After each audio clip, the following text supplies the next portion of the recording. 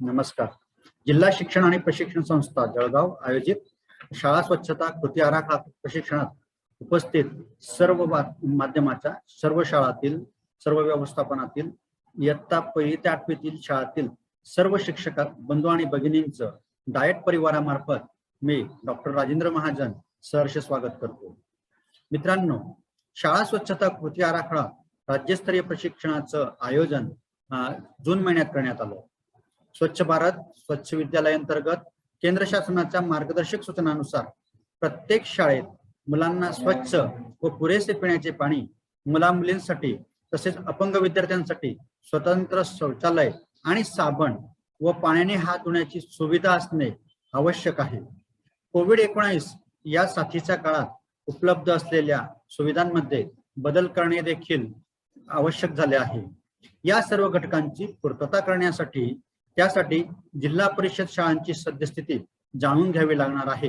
राज्यातील जिल्हा परिषद शाळांचे पाणी, स्वच्छता व आरोग्य विषयाचे बेंचमार्किंग करावे लागणार आहे. जिल्हा परिषद शाळांमध्ये कोणत्या गोष्टी आहेत, उपलब्ध आहेत आणि कोणत्या गोष्टी कराव्या लागणार आहेत हे देखील जाणून घेणं गरजेचं आहे. त्यासाठी स्वच्छता कृती आराखडा बनवणे आवश्यक आहे, जेणेकरून पाणी, स्वच्छता व आरोग्य संदर्भातील सद्यस्थिती व पुढील कालावधीत करावयाचे नियोजन या बाबतीत आपल्याला या बेंचमार्कच्या माध्यमातून निश्चित करून नेमकं आम्हाला आमच्या शाळेत काय हवं आहे आणि काय नको या संदर्भातील माहिती आम्हाला शाळा स्वच्छता कृती आराखड्याद्वारा तयार करावयाची आहे. यासाठी राज्यस्तरावरून प्रशिक्षण आयोजित करण्यात आलेलं होतं. शाळा स्वच्छता कृती आराखड्याबाबत राज्य शैक्षणिक संशोधन व प्रशिक्षण परिषद पुणे आणि युनिसेफ आणि CYDA यांच्या सहकार्यातून संपूर्ण राज्यभरामध्ये जिल्हा स्तरावर प्रशिक्षणाला सुरुवात झालेली आहे. आपण देखील आपल्या जळगाव जिल्ह्यामध्ये या प्रशिक्षणाला आजपासून सुरुवात करत आहोत.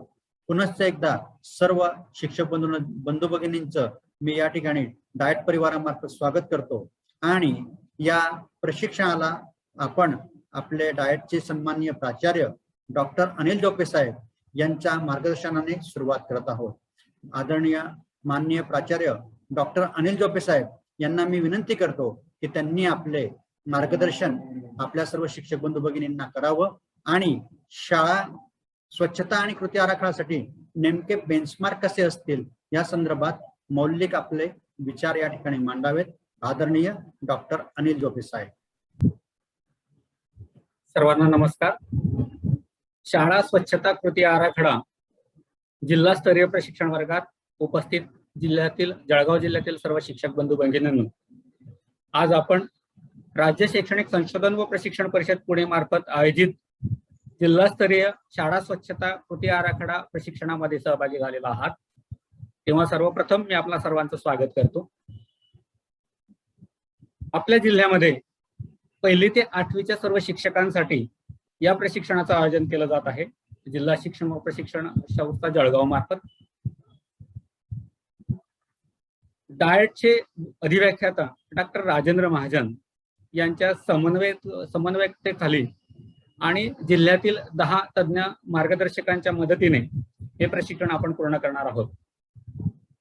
स्वच्छ भारत स्वच्छ विद्यालय उपक्रमाअंतर्गत प्रत्येक शाळेत मुलांना स्वच्छ व पुरेसे पिण्याचे पाणी मिळावं, लहान सर्व मुला आणि मुलींसाठी तसंच दिव्यांग विद्यार्थ्यांसाठी सुद्धा स्वतंत्र शौचालय, साबण व पाण्याने हात धुण्याची सुविधा उपलब्ध व्हावी या दृष्टीने या प्रशिक्षण वर्गात आवश्यक मार्गदर्शन केलं जाणार आहे.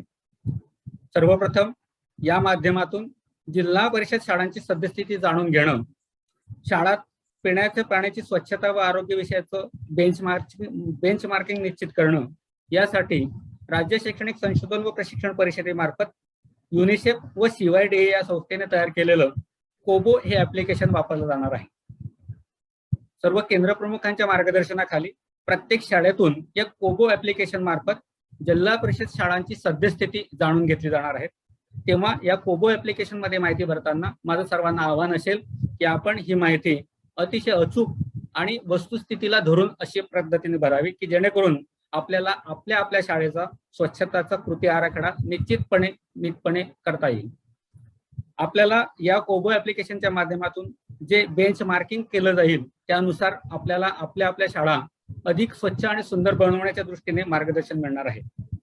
आणि म्हणूनच या ठिकाणी आज जे मार्गदर्शन आपल्याला तज्ञ मार्गदर्शकांच्या माध्यमातून उपलब्ध होणार आहे त्याचा वापर करून आपण आपल्या शाळांमध्ये स्वच्छ शाळा, स्वच्छ विद्यालय, हात धुण्याच्या चांगल्या सवयी विद्यार्थ्यांना लागाव्यात, शालेय आरोग्य व स्वच्छता याबद्दल त्यांना जाणीव जागृती निर्माण व्हावी, तसंच कोविड काळामध्ये विद्यार्थ्यांचं आणि शिक्षकांचं सुद्धा मानसिक आरोग्य जपलं जावं, त्यांचा विकास व्हावा या दृष्टीने आवश्यक मार्गदर्शन मिळेल अशी मी अपेक्षा व्यक्त करतो. आपण सर्वांनी त्या मार्गदर्शनाचा यथायोग्य लाभ घेऊन आपल्या शाळेमध्ये त्याची प्रभावी अंमलबजावणी करावी असं मी आपल्याला या ठिकाणी सूचित करू इच्छितो.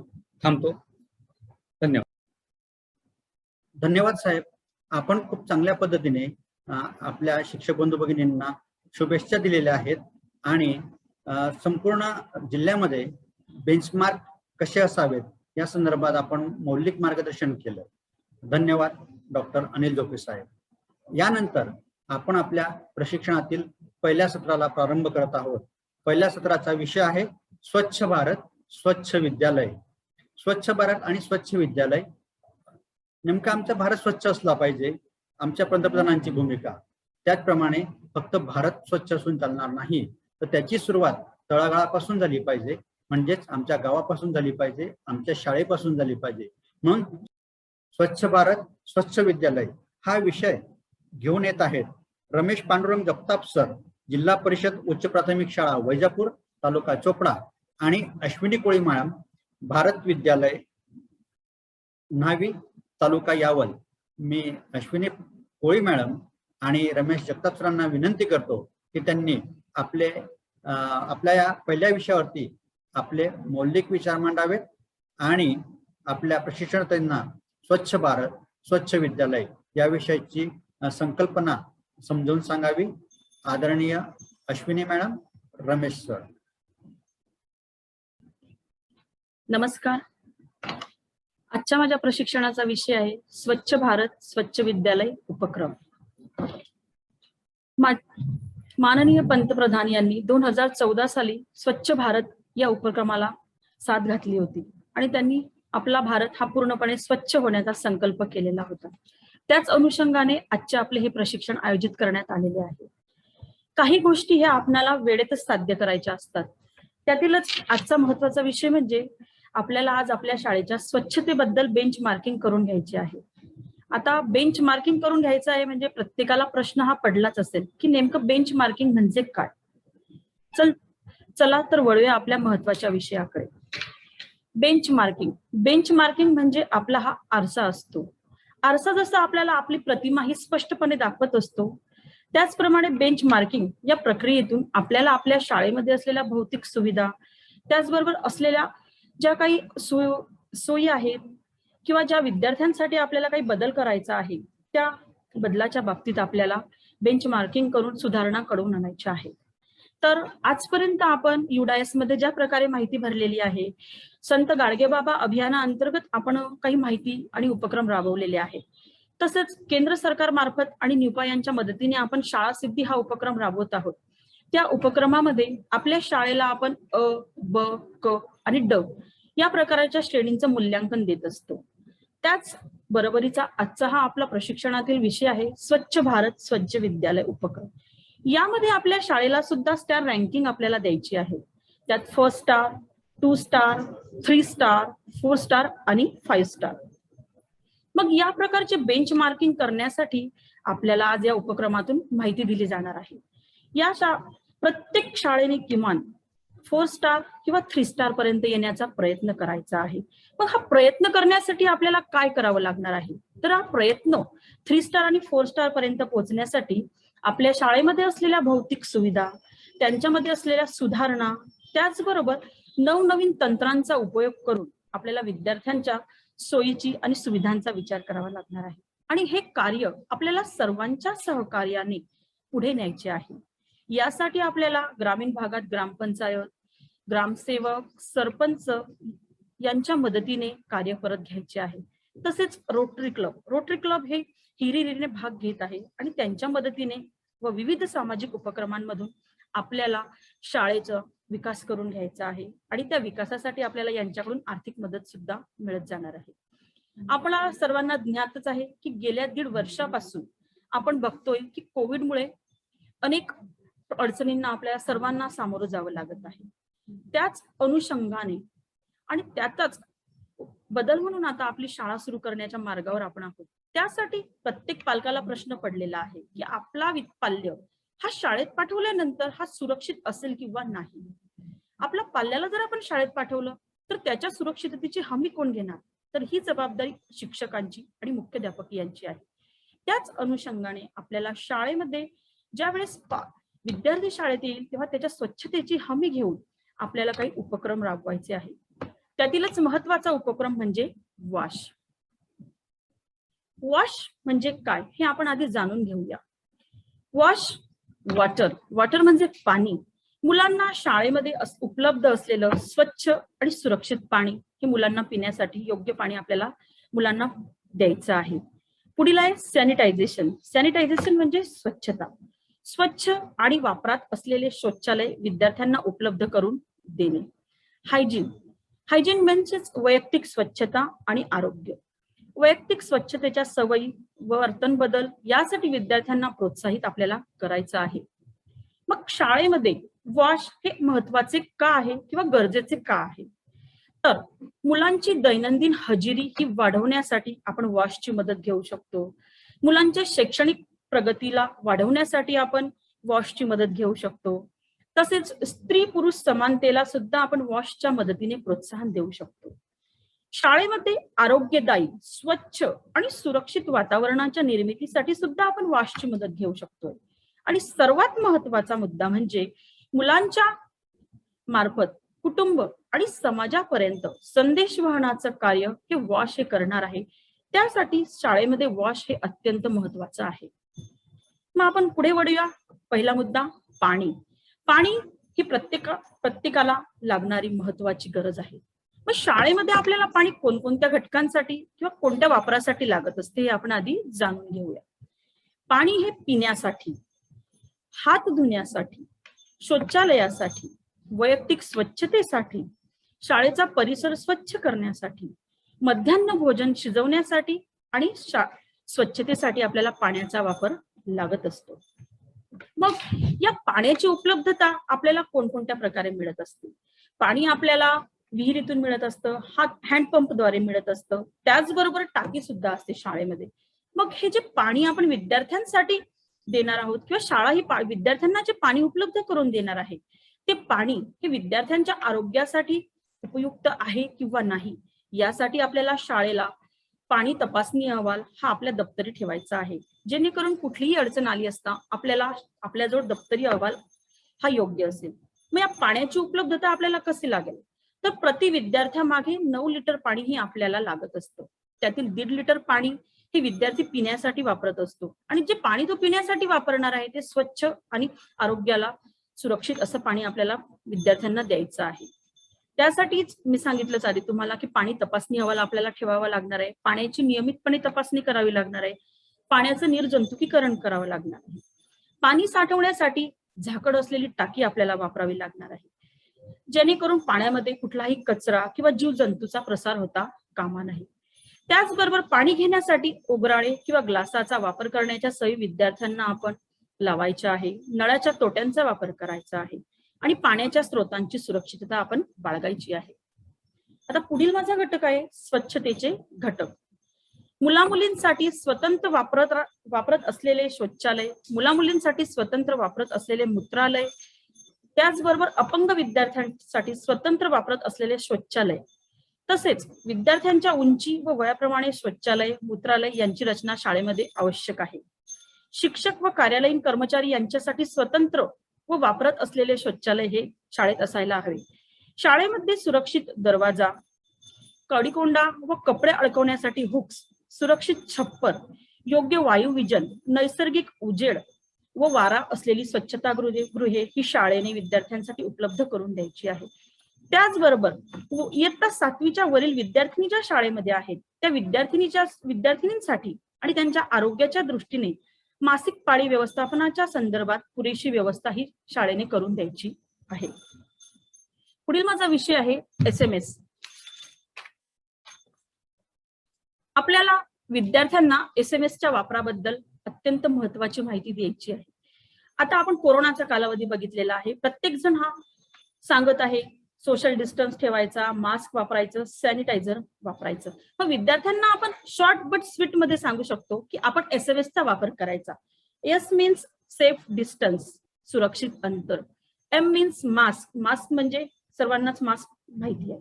सॅनिटायझेशन, जेणेकरून विद्यार्थी हा कुठेही हात लावणार नाही. हात लावल्यानंतर त्याला आपण सांगणार आहोत की सॅनिटायझरचा वापर कर, म्हणजेच SMS वापर कर, असं आपण विद्यार्थ्यांना सांगायचं आहे. आता आपण पुढे वळूया. हात धुण्याच्या वेळा.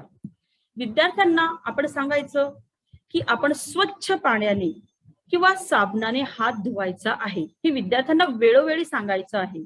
कारण स्वच्छ हात असल्यानंतर विद्यार्थ्याचा आरोग्याशी निगडीत विद्यार्थ्यांच्या तक्रारी येणार नाही.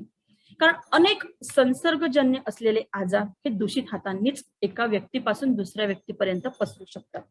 उदाहरणार्थ पोटासंबंधीचे आजार किंवा संसर्ग आणि श्वसन मार्गातील आजार सुद्धा विद्यार्थी हा हातामार्फत पसरवत असतो. साबण आणि पाण्याने योग्य प्रकारे हात धुतल्याने जंतूंचा प्रसार रोखण्यास फार मोठ्या प्रमाणात मदत होत असते. संसर्गजन्य आजार कमी करण्याचा आणि सर्वात सोपा मार्ग म्हणजे हात हे स्वच्छ पाण्याने आणि साबणाने धुतल्याने 40% आजार हे टळत असतात. त्यासाठी आपल्याला 40% आजार हे आपल्याला कमी करायचे असतात.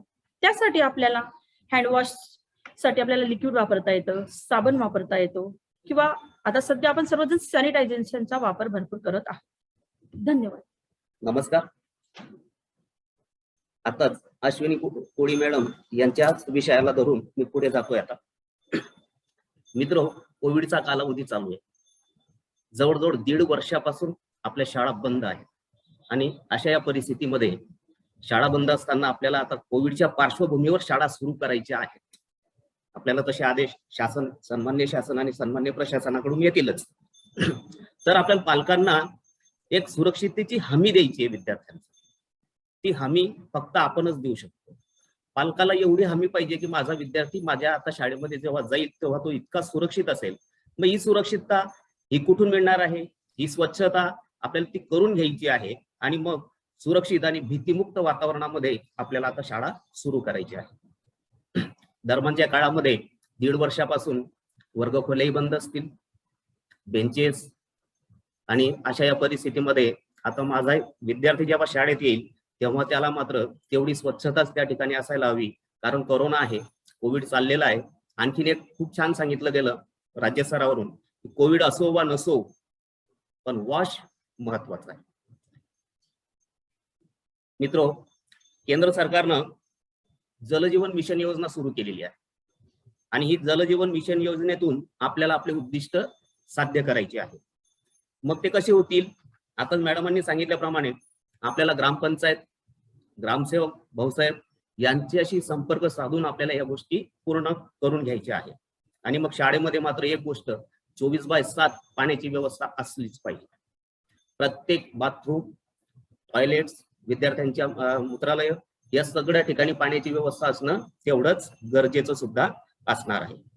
स्वच्छता म्हटलं की पाणी, आणि पाण्यावरूनच आता आपले बरेचसे काही विषय या ठिकाणी मांडले गेलेले आहेत आणि मांडलेही जाणार आहे पुढे. मग पाणी टाकी, ती टाकी स्वच्छ करणं, कंपाऊंड, पटांगणातली सफाई, विद्यार्थ्याला कुठल्याही प्रकारची अपघात होणार नाही, कुठल्याही प्रकारचे विद्यार्थी असुरक्षिततेची भावना विद्यार्थ्याच्या मनामध्ये राहणार नाही, हे काम आपल्याला करायचं आहे. आणि म्हणूनच पाण्याच्या बाबतीत मॅडमांनी आता तुम्हाला सांगितलंच. आणि याच्यातून एक कोबो ऍप नावाचं ऍप आहे. आपले किशोर पाटील सर आणि आदरणीय महाजन सर हे आपल्याशी त्या विषयावर बोलणारच आहेत पुढे. हे जे ऍप आहे याच्या 100 गुणांसाठी जे रँकिंग दिलेलं आहे, मॅडमांनी सांगितलं की आता आपली शाळा आपल्याला 4 स्टार मध्ये किंवा 5 स्टार पर्यंत न्यायची आहे. मग 1 स्टारची शाळा कोणती?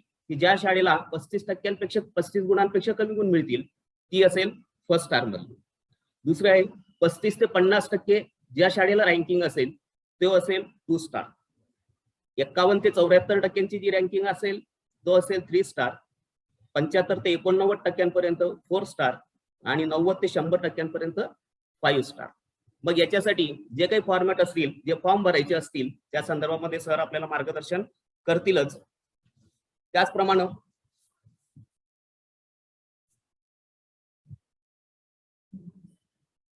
जल जीवन मिशन अंतर्गत ग्रामीण भागातील सर्व शाळा, अंगणवाडी केंद्र या संस्थांना वैयक्तिक नळ जोडणीतून 2024 पर्यंत आपल्याला शाश्वत आणि शुद्ध पेयजल उपलब्ध करून द्यायचं आहे असा शासनाचा मानस आहे. त्याच्यातूनच आपण थोडंसं पुढे जाऊया. अजून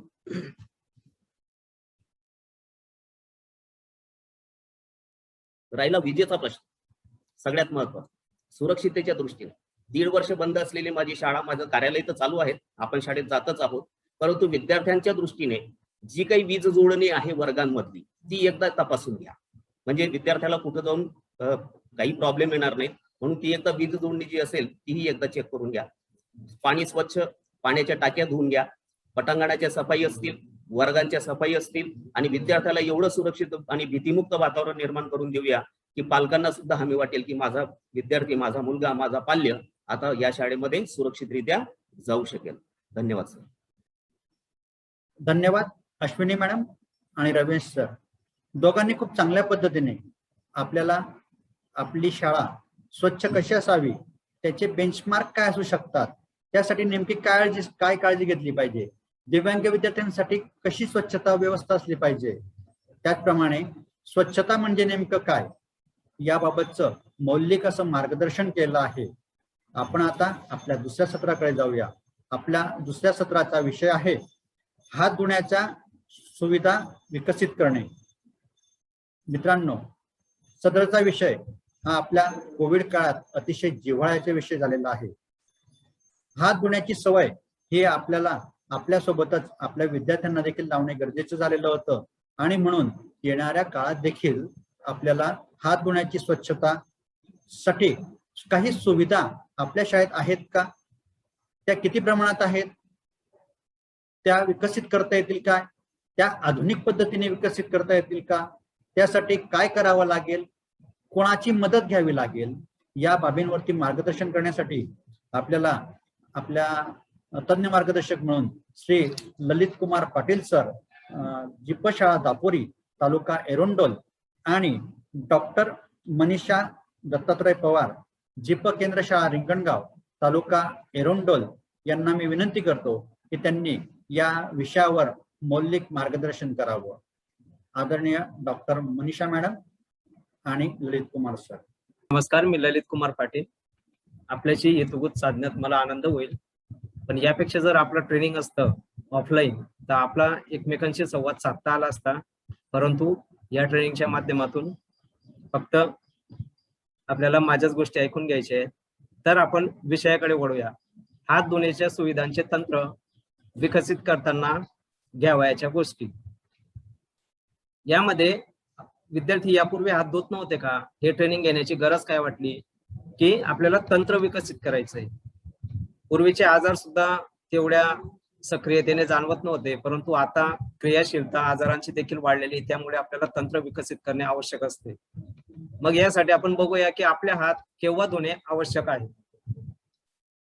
ज्यावेळी आपण अन्न हाताळतो किंवा तयार करतो, मुलाला किंवा आजारी व्यक्तीला औषधोपचार करणे, कॉन्टॅक्ट लेन्स घालणे, शौचालय वापरणे, नाक पुसणे किंवा खोकलणे, शिंका येणे, डायपर बदलणे इत्यादी गोष्टीचा यूज झाल्यानंतर आपण आपले हात स्वच्छ करणे अपेक्षित आहे.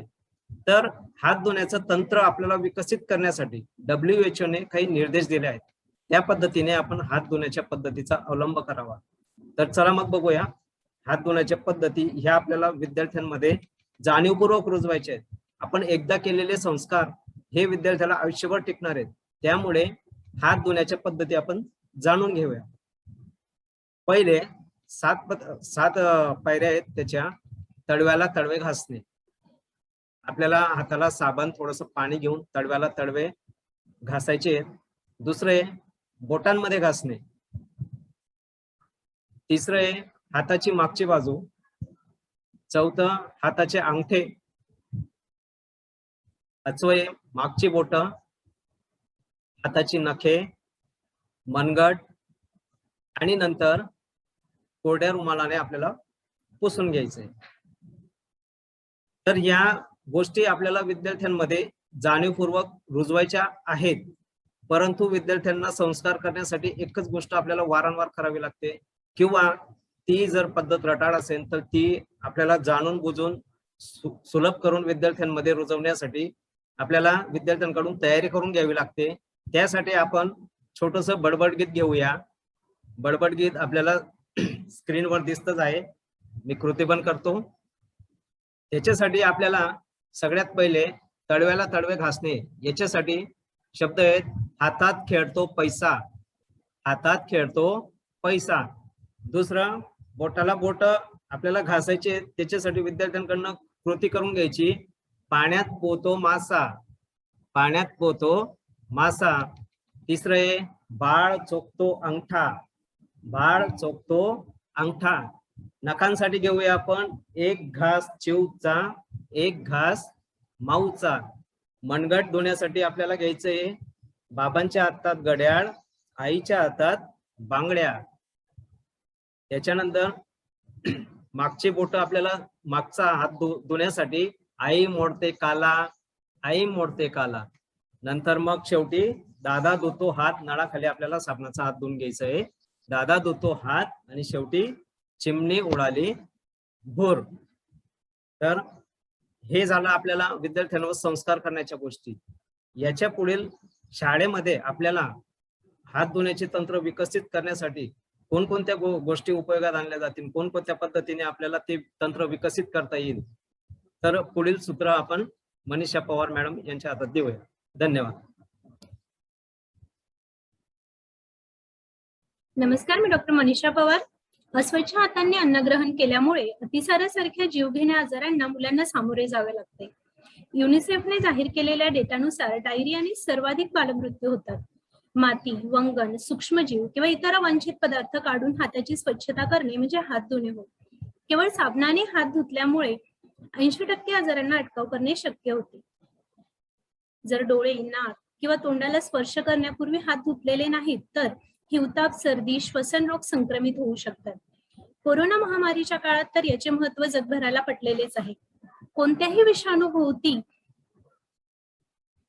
एक तेलकट पदार्थांचं एक प्रकारचं आवरण असतं. साबणामुळे विषाणूचा हा RNA कोड भेदला जातो. ते आवरण तुटल्यानंतर विषाणू पूर्णपणे निष्क्रिय होतो आणि अशा स्थितीत तो मानवासाठी धोकादायक ठरू शकत नाही. त्यामुळे हात धुणं ही अतिशय महत्वाची निकड आहे. 15 ऑक्टोबरला आपण ग्लोबल हँड वॉशिंग डे साजरा करतो. तो केवळ एक दिवस राहू नये तर दैनंदिन जीवनात त्याचा अवलंब व्हावा. विद्यार्थी दिवसभरातील सर्वाधिक वेळ शाळेत व्यतीत करत असतात. काही शाळांमध्ये मध्यान्ह भोजनापूर्वी हात धुण्याची आवश्यकता भासू नये यासाठी घरून येताना बंद डबा आणणे आणि त्यात चमचा आणणे, अन्नाला स्पर्श न करता अन्न ग्रहण करणे यासारख्या पद्धतींचा उपयोग केला गेला, परंतु ते फारसं उपयुक्त सिद्ध झालेलं नाहीये. आणि हात धुणे हे केवळ जेवणापूर्वीच आवश्यक असतं असं नाही, तर 6 ते 14 वयोगटाचे जे आपले विद्यार्थी असतात यांना अनेकदा हात धुण्याची आवश्यकता असते. त्यासाठी शाळेमध्ये हँडवॉश स्टेशन असणे ही निकड आहे.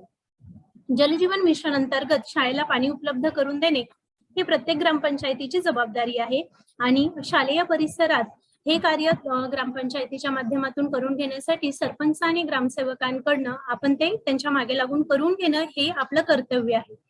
तेव्हा शाळेमध्ये कशा पद्धतीने हँडवॉश स्टेशन बनवले जाऊ शकतात त्याचे काही नमुने मी आपणास समोर सादर करते. हे जी पहिली स्लाइड आपण बघू शकतात हे विटेचं बांधकाम आहे. स्थानिक मजुरांकडून आपल्याला ते बांधून घेता येऊ शकतं. मोठ्या शाळांसाठी अतिशय उपयुक्त आहे. विद्यार्थी एका बाजूने प्रवेश करतील आणि दुसऱ्या बाजूने बाहेर निघतील अशा प्रकारची रचना यात असावी जेणेकरून झुंबड उडणार नाही. 4 ते 5 मिनिटांच्या फरकाने जर एका वर्गाला सोडले तर ही गर्दी आपण टाळू शकतो. त्यानंतर जी दुसरी स्लाइड आपण बघतोय हे कडप्प्याचं बांधकाम आहे. कमी वेळात तयार होतं, दिसायला जास्त सुबक दिसतं. युनिसेफने 25 सर्वात चांगल्या आंतरराष्ट्रीय मॉडेलमध्ये याला स्थान दिलेलं आहे. आणि इथे एक गोष्ट मी पुन्हा एकदा नमूद करू इच्छिते की हात धुणं ही अतिशय आवश्यक कृती असली तरी केवळ पाण्याने हात धुवून आपला प्रश्न सोडवला जाणार नाही, तर विषाणूभोवतीचं ते आवरण तोडण्यासाठी आपल्याला साबणाचा त्यासाठी वापर करणं आवश्यक आहे.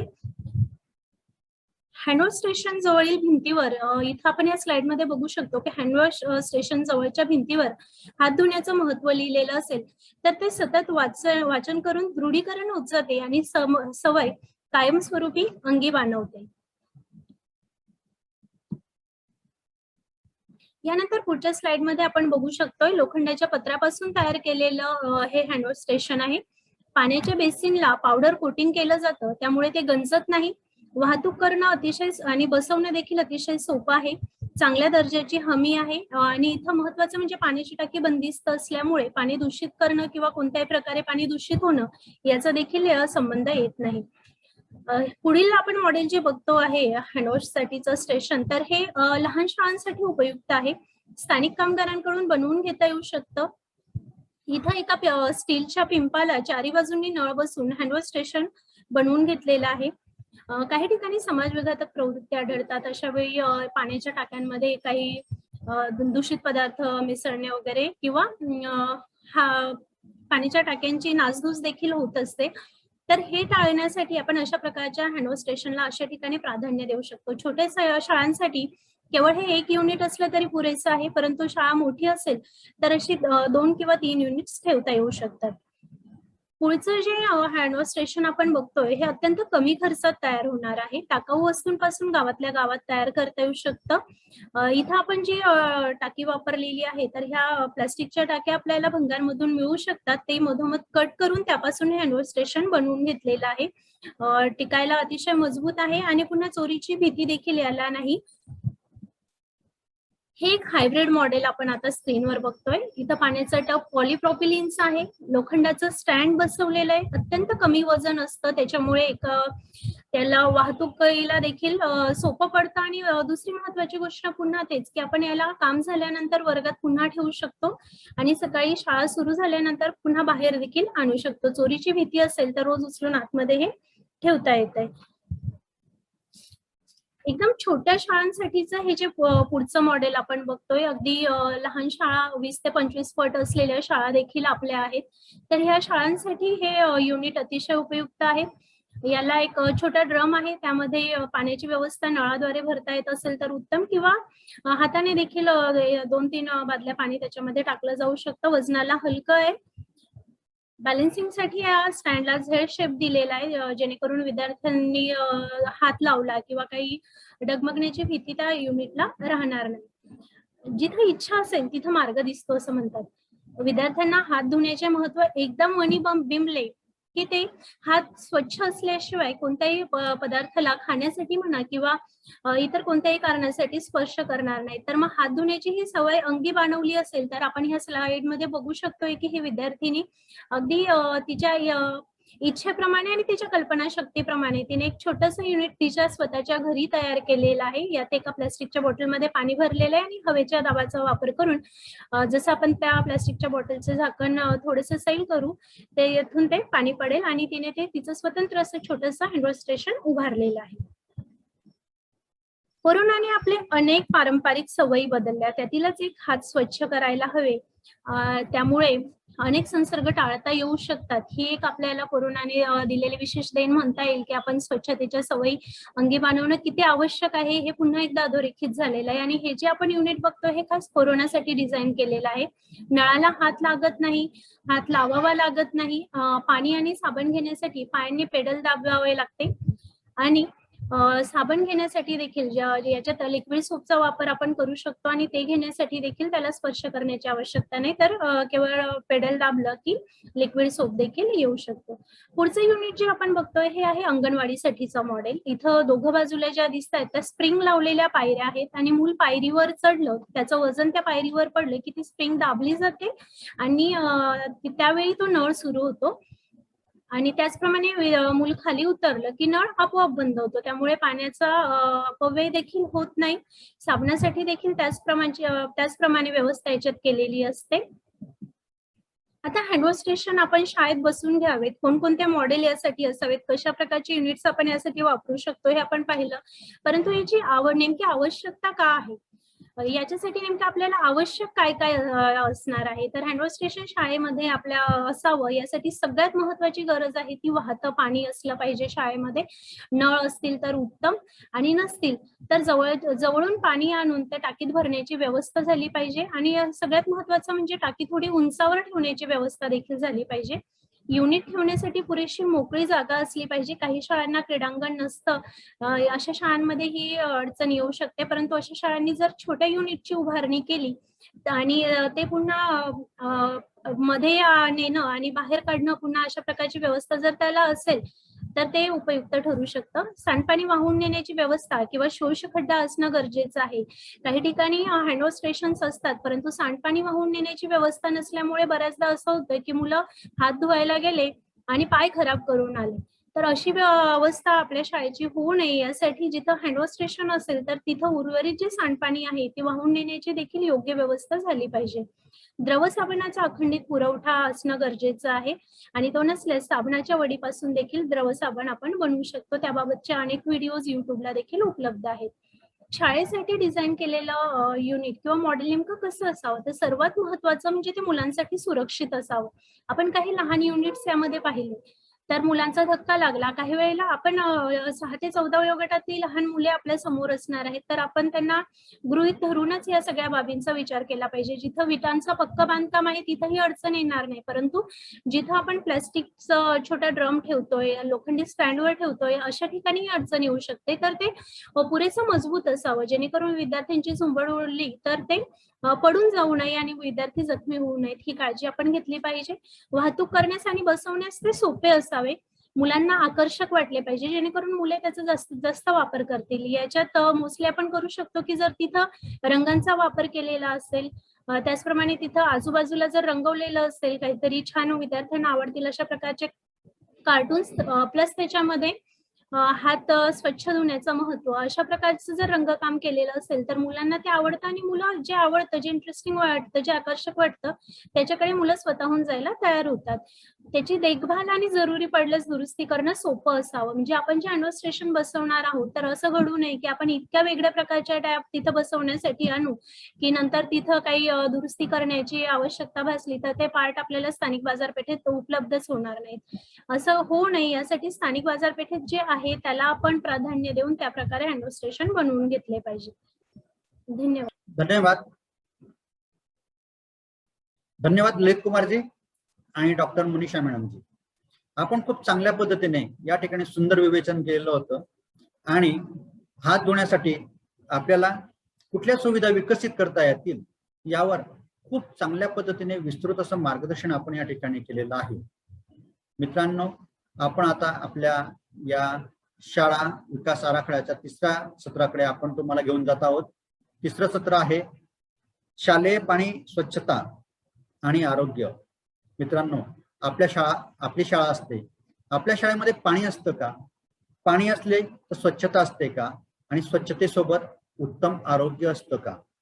या तिन्ही बाबींचा संगम कसा साधला जावा, उत्तम सुरेख असा संगम माझ्या शाळेत कसा निर्माण करता येईल यासाठीचं मार्गदर्शन करण्यासाठी मी आमंत्रित करीत आहे आपल्या DRC चोपडा येथील साधन व्यक्ती प्रशांत सोनावणे सर आणि जीप प्राथमिक शाळा कानळदा बॉईज येथील सौ छाया अजय पाटील मॅडम यांना. दोघांनीही या विषयावर मौलिक असं मार्गदर्शन करावं, विस्तृत अशी माहिती त्यांनी आपल्याला सर्वांना सांगावी अशी मी आदरणीय छाया मॅडम आणि प्रशांत सरांना विनंती करतो. सर्वांना नमस्कार. शालेय पाणी स्वच्छता व आरोग्य यांचे मुख्य भागीदार व त्याची भूमिका या विषयावर मी आपल्याशी संवाद साधणार आहे. स्वच्छता आणि आरोग्य ह्या जशा एकाच नाण्याच्या 2 बाजू आहेत, तसेच ही स्वच्छता सर्वस्वी पाण्यावर अवलंबून असते हे आपण जाणतोच. कोविड-19च्या काळामध्ये स्वच्छतेचं महत्व अधोरेखित झालं हे तितकंच खरं आहे. आणि कोविड-19च्या या पार्श्वभूमीवर जेव्हा शाळा सुरू होणार आहेत त्यावेळेला शाळांची आणि शिक्षकांची भूमिका ही फार महत्वाची असणार आहे, जबाबदारीची असणार आहे. आणि म्हणूनच विद्यार्थ्यांना मास्क वापरणं, सोशल डिस्टन्स ठेवणं आणि वारंवार हात धुणं या त्रिसूत्रींचा अवलंब करावयाला लावावा लागणार आहे. मोठी आणि जाणती माणसं ह्या त्रिसूत्रींचा अवलंब करतातच, परंतु 6 ते 14 वयोगटातील मुलांकडून याचा अवलंब करून घेणं थोडं जिकरीचं असणार आहे, परंतु तरी सुद्धा काळजीपूर्वक आणि जबाबदारीने ही सर्व जबाबदारी शिक्षकांना घ्यायची आहे.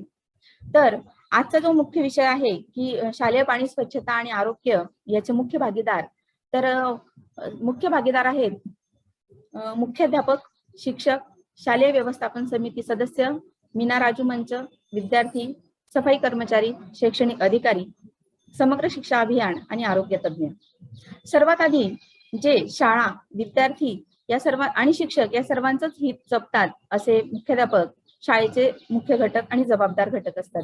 तर मुख्याध्यापकांची याबाबत जबाबदारी काय किंवा कर्तव्य काय याविषयी आपण चर्चा करूया. शाळा स्तरावरील पाणी स्वच्छता व आरोग्य यांचं नियोजन करणं ही खूप महत्वाची जबाबदारी मुख्याध्यापकांना पार पाडावी लागणार आहे. आज बहुतेक शाळांमध्ये पाणी उपलब्ध आहेच, परंतु ज्या शाळांमध्ये पाणी उपलब्ध नसेल, जसे की प्रति विद्यार्थी 9 लिटर पाणी दिवसभरात लागतं आणि एका विद्यार्थ्याला 1.5 लिटर पाणी हे पिण्यासाठी आवश्यक असतं आणि ते उपलब्ध शाळेत आहे की नाही हे बघण्याची मुख्य जबाबदारी मुख्याध्यापकांची असणार आहे. त्यानंतर कोणतीही एकटी व्यक्ती कुठलंही कार्य साध्य करू शकत नाही, त्यांना सहकार्याची आवश्यकता असतेच. म्हणून मुख्याध्यापक शिक्षकांच्या सहकार्याने शालेय पाणी स्वच्छता आणि आरोग्य हे कार्य करणार आहेत. तर त्यासाठी ज्या शिक्षकांना काही शिक्षक खूप कल्पक आणि हुशार असतात, तर अशा कल्पक शिक्षकांच्या निरनिराळ्या कल्पनांना वाव देऊन त्यांना सहकार्य करण्याची महत्वाची भूमिका मुख्याध्यापकांना पार पाडावी लागणार आहे. त्याचप्रमाणे शिक्षकांना हे जे पाणी स्वच्छता आणि आरोग्य आहे याचं लक्ष्य साध्य करण्यासाठी प्रवृत्त करण्याचं महत्वाचं काम देखील मुख्याध्यापकांना करावं लागणार आहे. प्रत्येक शिक्षकांचा इंटरेस्ट वेगवेगळ्या विषयात असतो. जसं की काही शिक्षक वर्गातील शैक्षणिक उपक्रमांना प्राधान्य देतात, आवडीने करतात, आणि काही शिक्षक पटांगणावरील शालेय स्वच्छता असेल किंवा बागकाम असेल या बाबतीत खूप कल्पकतेने काम करू शकतात. तर त्या शिक्षकांवर जबाबदारी निश्चित करून त्यांना अधिकाधिक चांगलं काम करण्यासाठी प्रवृत्त करण्याची जबाबदारी या ठिकाणी मुख्याध्यापकांना पार पाडावी लागणार आहे. त्याचप्रमाणे शिक्षक आणि पालक यांच्यामध्ये जर सुसंवाद असेल तर या स्वच्छता आणि आरोग्याचा प्रश्न खूप प्रमाणात सुटू शकतो आणि म्हणून शिक्षक पालक संघ, माता पालक संघ यांच्या वारंवार बैठका आयोजित करून त्या बैठकींमध्ये स्वच्छता आणि आरोग्य या विषयावर फोकस करणं हे सुद्धा महत्वाचं काम मुख्याध्यापकांना पार पाडावं लागणार आहे. त्यानंतर महत्वाचं असेल नियमावली तयार करणे आणि अंमलबजावणी करणे, कारण कुठलीही गोष्ट माहीत असणं आणि ती प्रत्यक्ष कृतीत आणणं या दोन वेगवेगळ्या गोष्टी आहेत. तर प्रत्यक्ष कृतीत आणण्यासाठी काही नियम या ठिकाणी मुख्याध्यापकांना तयार करावे लागतील आणि त्याची अंमलबजावणी होते की नाही ते सुद्धा बघावं लागेल. जसं की हँडवॉश स्टेशन असतील, पाण्याची टाकी असेल ती स्वच्छ होते की नाही, टॉयलेट बाथरूमची वारंवार स्वच्छता होत आहे की नाही, नळ गळतायत का, टॉयलेट बाथरूम मध्ये कडी कोंडा व्यवस्थित आहे की नाही, सॅनिटायझर साबण उपलब्ध आहे की नाही, हे सर्व बघण्याची जबाबदारी सुद्धा मुख्याध्यापकांना शिक्षकांच्या मदतीने आणि विद्यार्थ्यांच्या मदतीने पार पाडावी लागणार आहे. नियम केल्यानंतर त्याची अंमलबजावणी व्यवस्थितरित्या होते की नाही याचे सुद्धा हे बघणं सुद्धा मुख्याध्यापकाची महत्वाची भूमिका असणार आहे. त्यानंतर डायरेक्टली विद्यार्थ्यांचा ज्याच्याशी संबंध येतो ते म्हणजे शिक्षक. म्हणून शिक्षकांची भूमिका सुद्धा स्वच्छता आणि आरोग्य या दृष्टीने खूप महत्वपूर्ण असणार आहे. विद्यार्थ्यांना पाणी, स्वच्छता व आरोग्य याची माहिती देणं हे काम शिक्षकांना करावं लागणार आहे. सतत विद्यार्थी शिक्षकांच्या संपर्कात असतात, म्हणून त्याची माहिती देणं आणि आपल्या कृतीतनं आदर्श पाठ घालून देणं हे महत्वाचं काम शिक्षक करतील. यासाठी वर्गात वेगवेगळे उपक्रम देखील शिक्षक घेऊ शकतात. जसे की विद्यार्थ्यांच्या मदतीने विद्यार्थ्यांनीच काही स्वच्छतेचे नियम करायचे आणि ते वर्गातील दर्शनी भागावर लावून वारंवार त्याचं वाचन करायचं आणि जे मुलं हे स्वच्छतेचे नियम पाळतात त्यांना बक्षिसं द्यायचे, किंवा स्वच्छता आणि पाणी या संदर्भात माइंड मॅप तयार करून त्याबद्दलचे शब्द, वाक्य यांचं लेखन आणि वाचन विद्यार्थ्यांकडनं करून घ्यायचं. नाहीतर मग गाणी, गोष्टी, खेळ, कोडी या माध्यमातून विद्यार्थ्यांकडनं स्वच्छता आणि आरोग्य याचं दृढीकरण करून घेणं हे शिक्षक करू शकतात. त्यापुढील मुद्दा आहे शाळेतील सुविधांची देखरेख करणं. शाळेतील सुविधा म्हणजे पाण्याची टाकी, टॉयलेट बाथरूम, हँडवॉश स्टेशन या सुविधा सद्यस्थितीत चांगल्या प्रकारे आहेत का, किंवा त्यांचं कुठे लिकेज वगैरे आहे का हे बघणं आणि त्यांची देखरेख करणं हे शिक्षकांनी करून घेणं ही खूप महत्वाची जबाबदारी त्यांना करावी लागणार आहे. त्यानंतर विद्यार्थ्यांना वर्तन बदल करण्यासाठी प्रवृत्त करणे. आपल्याला माहितच आहे शिक्षण म्हणजेच वर्तनातील बदल होय. एखादी गोष्ट फक्त माहीत असण्यापेक्षा जर विद्यार्थ्यांच्या वर्तन बदलातून हे दिसणार असेल तर विद्यार्थी म्हणजे उद्याचे पालक आहेत आणि ते आज कुटुंबात आणि कुटुंबामार्फत समाजात हे आरोग्याचे संदेश देणार आहेत. आणि हे स्वच्छतेचे संदेश हे प्रासंगिक नको, तर ते स्वच्छतेचे संदेश हे जीवनशैली व्हावे, जीवन आणि शिक्षण एक व्हावं या दृष्टीने वर्तन बदल करून घेण्याच्या दृष्टीने शिक्षक हा खूप महत्वाचा घटक असणार आहे. त्यानंतर पुढील जबाबदारी निश्चित केलेली आहे ती शालेय व्यवस्थापन समिती यांच्यावर. शाळा स्तरावरील सुधारणांना प्रोत्साहन देण्याचं महत्वाचं काम शालेय व्यवस्थापन समिती करणार आहे. देखभाल दुरुस्तीच्या कामाचं नियोजन सुद्धा ते करू शकतात. काही दानशूर व्यक्ती असतील, मेडिकल ऑफिसर्स असतील किंवा ग्रामपंचायतीमार्फत देखभाल दुरुस्तीचे कामं शालेय व्यवस्थापन समितीचे सदस्य चांगल्या प्रकारे करून घेऊ शकतात. त्याचप्रमाणे वॉश सामग्रीसाठी योगदान देणे हे सुद्धा काम शालेय व्यवस्थापन समितीचे सदस्य उत्कृष्टपणे करू शकतात. आणि महत्वाचं म्हणजे शाळेतील ज्या सुविधा आहेत त्यांची तोडफोड थांबवण्यासाठी उपाययोजना ते चांगल्या प्रकारे करू शकतात. कारण स्थानिक शाळेच्या परिसरातच राहणारे असल्यामुळे तोडफोड करणाऱ्या व्यक्ती त्यांना चांगल्याच माहीत असतात आणि म्हणून ती तोडफोड ते थांबवू शकतात आणि अनावश्यक जो शाळेचा खर्च असतो तो ते वाचवू शकतात. धन्यवाद. नमस्कार. शालेय पाणी स्वच्छता व आरोग्य याचे मुख्य भागीदार याच्या पहिल्या सत्रामध्ये आदरणीय छाया पवार मॅडमांनी आपल्याशी हितगुज केली. त्याच्याच अनुषंगाने शाळा व्यवस्थापन समितीची भूमिका बघितल्यानंतर यात आपल्याला बालसंसद, मीना राजू मंच आणि एकत्रित अर्थाने विद्यार्थ्यांची जी भूमिका आहे शालेय पाणी, आरोग्य आणि स्वच्छता या संदर्भातली बालसंसद, मीना राजू मंचची जी भूमिका आहे त्या संदर्भात आपण चर्चा करणार आहोत. बालसंसद, मीना राजू मंच मध्ये विद्यार्थ्यांचा खूप महत्वाचा सहभाग आपल्या शाळेच्या विकासामध्ये आपण बघत आहोत. गेल्या 10 वर्षाच्या कालावधीत जर आपण बघितलं तर मीना राजू मंचची जी भूमिका आहे विद्यार्थ्यांच्या सर्वांगीण विकासासाठी, विद्यार्थी शाळेला जोडण्यासाठी, पालक शाळेला जोडण्यासाठी मीना राजू मंच खूप उत्तम पद्धतीने काम करत आहे. याच मीना राजू मंच आणि बालसंसदेचा उपयोग आपण शालेय पाणी स्वच्छता आणि त्याचे प्रमुख भागीदार यासाठी करून घेणार आहोत. बालसंसद आणि मीना राजू मंच काय करणार आहे तर वाश सुविधांचे संनियंत्रण करणार आहे. म्हणजेच काय करणार आहे, बालसंसदेमध्ये कार्यरत असलेली मुलं आणि मीना राजू मंच मध्ये कार्यरत असलेली मुलं आणि मुली हे वाश सुविधांचे संनियंत्रण करत असताना मुख्याध्यापकांना सांगतील की आमच्या शाळेच्या बाथरूम मध्ये आणि टॉयलेटमध्ये पुरेशा प्रमाणात काही सुविधा नाहीयेत, तर त्या सुविधा पुरवणं या संदर्भात बाल संसद आणि मीना राजू मंच आपली जी भूमिका आहे ती मुख्याध्यापकांपर्यंत, वर्ग शिक्षकांपर्यंत मांडेल, जेणेकरून मुख्याध्यापकांना त्या पद्धतीने त्या टॉयलेट आणि बाथरूम मध्ये हँड सॅनिटायझर उपलब्ध करून देता येईल, हँड वॉश उपलब्ध करून देता येईल, सोबतच साबण उपलब्ध करून देता येतील, पाणी पुरेसं स्वच्छ नसेल तर पुरेसं स्वच्छ पाणी उपलब्ध करून देता येईल. या वॉश सामग्रीची उपलब्धता करून देण्यासाठी या विद्यार्थ्यांची जी भूमिका आहे ती मुख्याध्यापक आणि वर्ग शिक्षकांना दोघांना पूरक असणार आहे. सोबतच मीना राजू मंच आणि बाल संसदेत काम करत असणारे जे विद्यार्थी आहेत हे जसं शाळेवर काम करतात, शाळेच्या विद्यार्थ्यांना मदत म्हणून काम करतात, त्यासोबतच ते शाळा, पालक आणि समुदाय यांच्या देखील स्वच्छतेसाठी काम करणार आहे. बऱ्याचदा आपण असं दृष्टिकोनातून बघत असतो, वर्गात जे शिकवलं जातं तेच मूल बऱ्याचदा घरी जाऊन पालकांना, आईला, वडिलांना, आजीला, भावंडांना सांगत असतं. म्हणजे जितक्या उत्तम पद्धतीने तुम्ही स्वच्छतेचे संस्कार वर्गामध्ये या मुलांवर करणार तर हीच मुलं हा स्वच्छतेचा संस्कार तुमच्या कुटुंबापर्यंत नेणार आहात. कुटुंबापर्यंत हा संस्कार पोहोचला तर हा संस्कार समाजापर्यंत पोहोचणार आहे.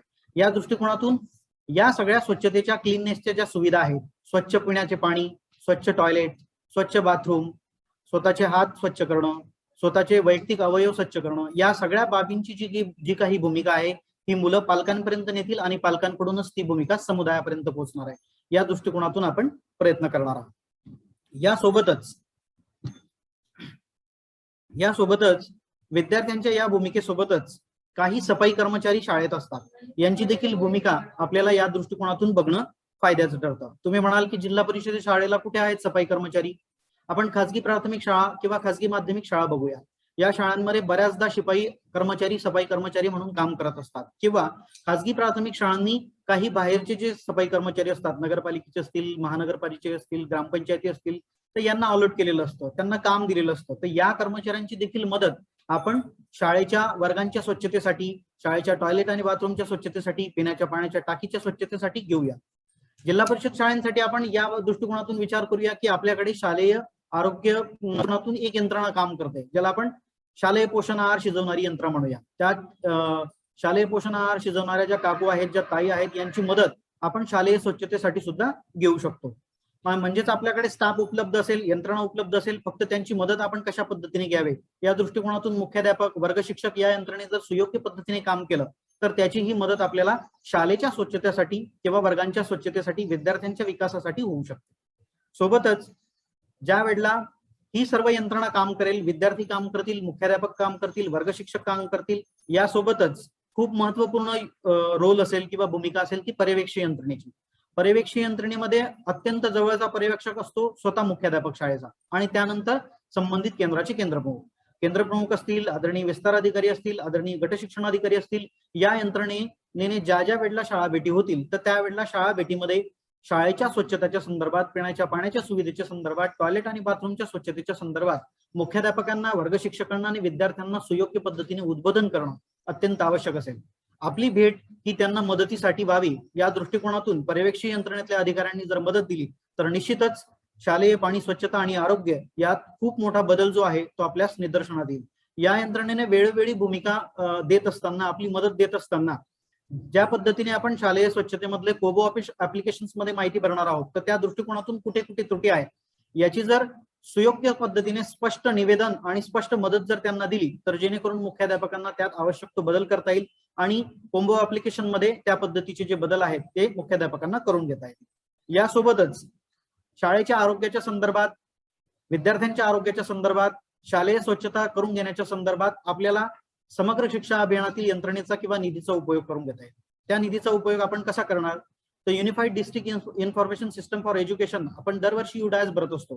तर युडायस मध्ये आपण जर आपल्या शाळेच्या आरोग्याच्या, पिण्याच्या पाण्याच्या संदर्भात, हँड वॉश स्टेशनच्या संदर्भात, टॉयलेट्स आणि बाथरूमच्या संदर्भातल्या जर गरजा सुनिश्चित केल्या आणि त्याची डिमांड जर आपण युडायस प्लस मध्ये केली तर त्यातून निश्चितचपणे राज्य स्तरावरून आणि केंद्र स्तरावरून आपल्याला निधी उपलब्ध होईल. त्या उपलब्ध निधीचा आपण सुयोग्य पद्धतीने शाळेच्या आरोग्याच्या दृष्टिकोनातून जो विकास असेल तो विकासासाठी आपण खूप मोठा मदत त्या निधीची आपल्याला होणार आहे. आणि सुयोग्य पद्धतीने तो निधी आपण हँड वॉश स्टेशन उपलब्ध करून घेण्यासाठी, विद्यार्थ्यांच्या टॉयलेट आणि बाथरूमसाठी करून घेणार आहोत, विद्यार्थ्यांसाठी करून घेणार आहोत, पिण्याच्या पाण्याच्या सुविधेसाठी करून घेणार आहोत. यासोबतच हे सगळं करत असताना आपल्याला hand sanitiser, hand wash liquid किंवा टॉयलेटमध्ये वापरण्यात येणारे जे काही सोप असतात या सगळ्यांची मदत लागते. तर ही सगळी मदत जी आहे त्या निधीतून आपल्याला मुख्याध्यापकांच्या मदतीने पूर्तता करून घेता येईल. समग्र शिक्षणामध्ये हा निधी प्रत्येक वेळेला राखीव ठेवलेला असतो, परंतु त्याचं युटिलायझेशन कसं करावं हे तुमच्यावर डिपेंड करतं. मुख्याध्यापक आणि वर्ग शिक्षक या दोघांची संयुक्त जबाबदारी यासाठी खूप महत्वाची आहे.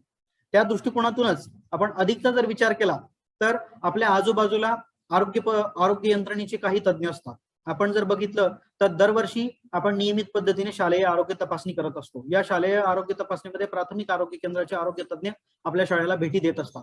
या आरोग्य तज्ज्ञांच्या मदतीने देखील आपण शालेय आरोग्य आणि स्वच्छता या दृष्टिकोनातून त्यांची मदत घेऊ शकता. पण ही मदत कशी घ्यायची तर आरोग्य तज्ज्ञांच्या मदतीने आपण लोकली उपलब्ध होणारी जी काही मदत असेल, म्हणजे प्राथमिक आरोग्य केंद्रातून आपल्याला काही गोळ्या, टॅबलेट्स उपलब्ध होत असतील तर ती देखील आपण घेऊया. फिनाईल किंवा इतर कुठल्या प्रकारचं साधन उपलब्ध होत असेल तर ती देखील मदत आपण घेऊया. यासोबतच या मदतीसोबतच आपण जर आपले एसएमसी सदस्य, ग्रामपंचायतीचे सदस्य किंवा स्थानिक ग्राम शिक्षण समितीच्या सदस्यांना देखील आपण आपली मदत सांगितली, गरज सांगितली तर ते देखील त्यांच्या दृष्टिकोनातून आपल्याला मदत करू शकतात. अत्यंत महत्वपूर्ण भूमिका बालसंसद, मीना राजू मंच, विद्यार्थी, सफाई कर्मचारी, शैक्षणिक अधिकारी म्हणजेच पर्यवेक्षण यंत्रणा, समग्र शिक्षण अभियानाचा निधी आणि आरोग्य तज्ज्ञ यांच्या मदतीने आपण शालेय पाणी, स्वच्छता आणि आरोग्य यांच्या मुख्य भागीदारांच्या रूपाने ही मदत आपण शाळेसाठी करून घेऊया. धन्यवाद. धन्यवाद प्रशांत आणि छाया मॅडम. खूप चांगल्या पद्धतीने प्रशांत सर आणि छाया मॅडम यांनी आपल्याला आपल्या शाळेत शालेय पाणी, स्वच्छता आणि आरोग्य कसं निर्माण करता येईल त्यासाठी नेमके माझी शिक्षक म्हणून काय भूमिका असेल, माझ्या गावाची काय भूमिका असेल, मी काय केलं पाहिजे, मला गावातून कुठून सहकार्य घेता येईल, या संदर्भामध्ये मार्गदर्शन केलं आहे. दोघांच्याही या ठिकाणी मी आभार व्यक्त करतो आणि आपल्याला आपल्या या प्रशिक्षणातील चौथ्या टप्प्याकडे घेऊन जात आहोत. प्रशिक्षणातील चौथा टप्पा आहे, विषय आहे चौथ्या टप्प्याचा कोविड काळातील विद्यार्थी आणि शिक्षक यांचे मानसिक आरोग्य विकास. मित्रांनो बघा, आपण कोविड काळ सर्वांनी अनुभवलेला आहे. कोविड काळामध्ये अनेकविध संकटे आपल्या सर्वांवरती आपण अनुभवलेली आहेत.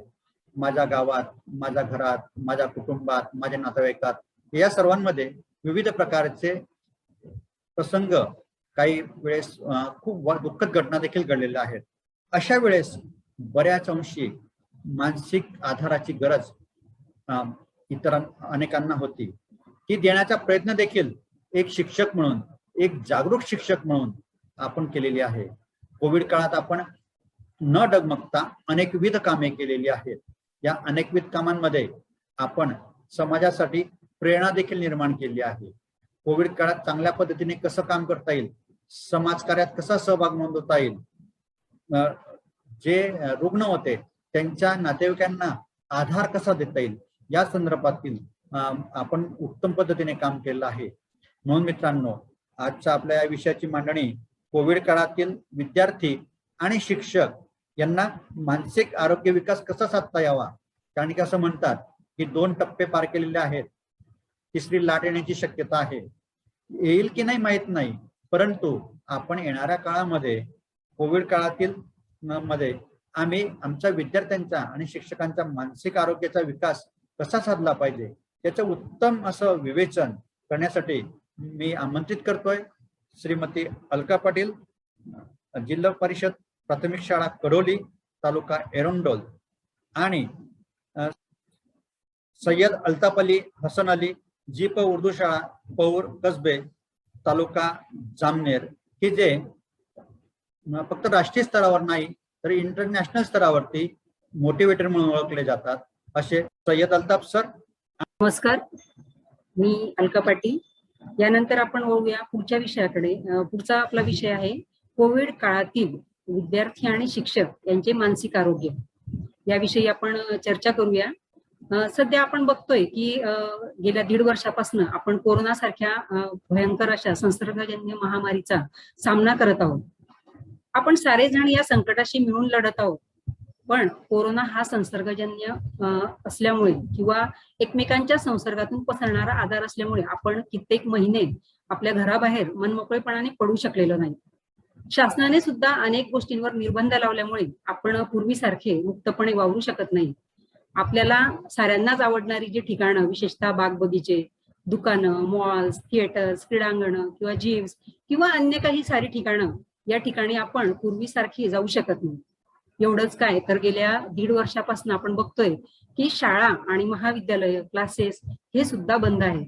आणि त्यामुळे मोठ्या माणसांप्रमाणेच लहान मुलांना सुद्धा किंवा आपल्या शाळेतील विद्यार्थ्यांना सुद्धा पूर्वीसारखं मनमोकळेपणाने फिरण्याचं, बागडण्याचं स्वातंत्र्य नसल्यामुळे आपल्या काही विद्यार्थ्यांच्या मानसिक आरोग्यावर, मानसिक संतुलनावर त्याचा परिणाम होत आहे. कारण सर्वच मुलं ही मनाने स्ट्रॉंग नसतात. काही कमकुवत विद्यार्थी, मानसिक कमकुवत किंवा भावनाशील, संवेदनशील असणारी मुलं ज्या आहेत त्यांचं मानसिक संतुलन अलीकडे कुठेतरी बिघडल्यासारखं आपल्याला बघायला मिळतंय. आपण बघतोय की दररोज टीव्हीवर येणारे काही रिपोर्ट्स, काही अहवाल किंवा वर्तमानपत्रात येणाऱ्या बातम्या किंवा काही संस्थांनी केलेले सर्वे, यामधून आपल्याला काही गोष्टी प्रकर्षाने आता अलीकडे जाणवू लागल्या आहेत. आणि त्या म्हणजे की आपले काही किशोरवयीन किंवा कुमारवयीन ज्यांना म्हणता येईल असं मुलं की त्यांचं मानसिक संतुलन काही ठिकाणी बिघडत चाललंय, हे प्रकर्षाने निदर्शनाला येत आहे. कदाचित आपणही या परिस्थितीतून जात असाल किंवा आपल्या कुटुंबात किंवा आपल्या परिसरातही अशी काही मुलं किंवा मोठी माणसं या परिस्थितीतून किंवा मानसिक स्थितीतून जाताना आपल्याला दिसत असतील. मग आता काही मुलांचं जर मानसिक संतुलन बिघडत असेल किंवा त्यांच्यामध्ये जर काही संभ्रमावस्था असेल तर मग ही ओळखायची कशी? तर आपल्या शिक्षकांना त्याविषयी काही प्राथमिक जी लक्षणं सुरुवातीला जाणवतात ते माहीत असणं गरजेचं आहे. आणि म्हणून आपण या लक्षणांविषयी बघूया की काही मुलं जी या मानसिक आजारांनी किंवा मानसिक लक्षणांनी ग्रस्त झालेली आहेत, त्यातलं पहिलं लक्षण प्रकर्षाने दिसतं ते म्हणजे संभ्रम. संभ्रम म्हणजे साधारण आपल्या मनाची द्विधा परिस्थिती. उदाहरणार्थ सांगता येईल की आता कोविड काळामध्ये बाहेर पडावं की नाही पडावं, मला काही होईल का, किंवा माझ्या आई वडिलांना, माझ्या आजी आजोबांना किंवा माझ्या भावंडांना काही होईल का, किंवा मग काही झालं तर आम्ही या परिस्थितीतून काय करणार. म्हणजे अशा अकारण असणाऱ्या अनेक शंका, अनेक प्रश्न मुलांच्या मनात निर्माण होतात. कारण मुलं ही निरागस असतात, त्यांना त्यातलं अजून फारसं अनेक गोष्टी अजून माहीत नसतात आणि म्हणून ही मुलं भ्रमिष्ट होतात आणि मग त्यांच्यामध्ये एक संभ्रमावस्था बघायला मिळते. त्यानंतरचं दुसरं लक्षण म्हणता येईल काळजी.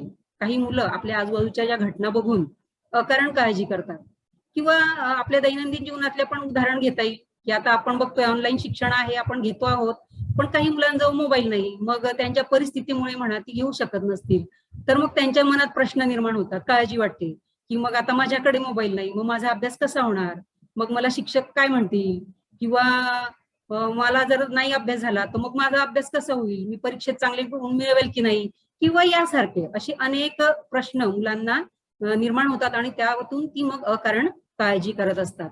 आणि यातूनच काळजी निर्माण झाली, संभ्रम निर्माण झाला की मग मुलं एकाकीपणाकडे वळतात. एकांकी म्हणजे एकांतात राहायला त्यांना आवडतं, ती शांत शांत असतात, कुणामध्ये मिसळत नाहीत, आपलं मत, आपले विचार, आपल्या भावना सहसा त्या कुणाजवळ व्यक्त करत नाही आणि एकटं राहणं पसंत करतात. त्यानंतर पुढचं आणि महत्वाचं प्रकर्षाने जाणवणारं लक्षण म्हणजे आपल्याला आता सगळ्यांनाच याचा अनुभव येतो आहोत की आपण एक पालक म्हणूनही आणि एक शिक्षक म्हणूनही या गोष्टीला बघतोय की मोबाईल आणि टीव्ही यांचं व्यसन मुलांना जणू काही आता जडत चाललेलं आहे. कारण शाळा बंद असल्यामुळे आपण ऑनलाईन पद्धतीने अध्यापन करत आहोत, त्यामुळे काही मुलांच्या हातात मोबाईल मिळालेला आहे आणि मग आपला जास्तीत जास्त वेळ ते मोबाईल स्क्रीन समोर, किंवा ज्यांच्याकडे मोबाईल नसेल पण आज प्रत्येक घरात टीव्ही आहेच आणि त्यामुळे ते टीव्ही समोर आपला जास्तीत जास्त वेळ ते घालवत आहे. आणि मग आपण जर या मोबाईल आणि टीव्हीच्या दुष्परिणामांविषयी जर त्यांना जाणीव करून दिली तर त्यांच्या मनाला ते सहसा पटत नाही, किंवा आपण त्यांना मोबाईल स्क्रीन पासून किंवा टीव्ही स्क्रीन पासून जर लांब नेण्याचा प्रयत्न केला तर ही मुलं थोडंसं विचित्र किंवा वेगळ्या पद्धतीने वागताना आपल्याला दिसून येतात.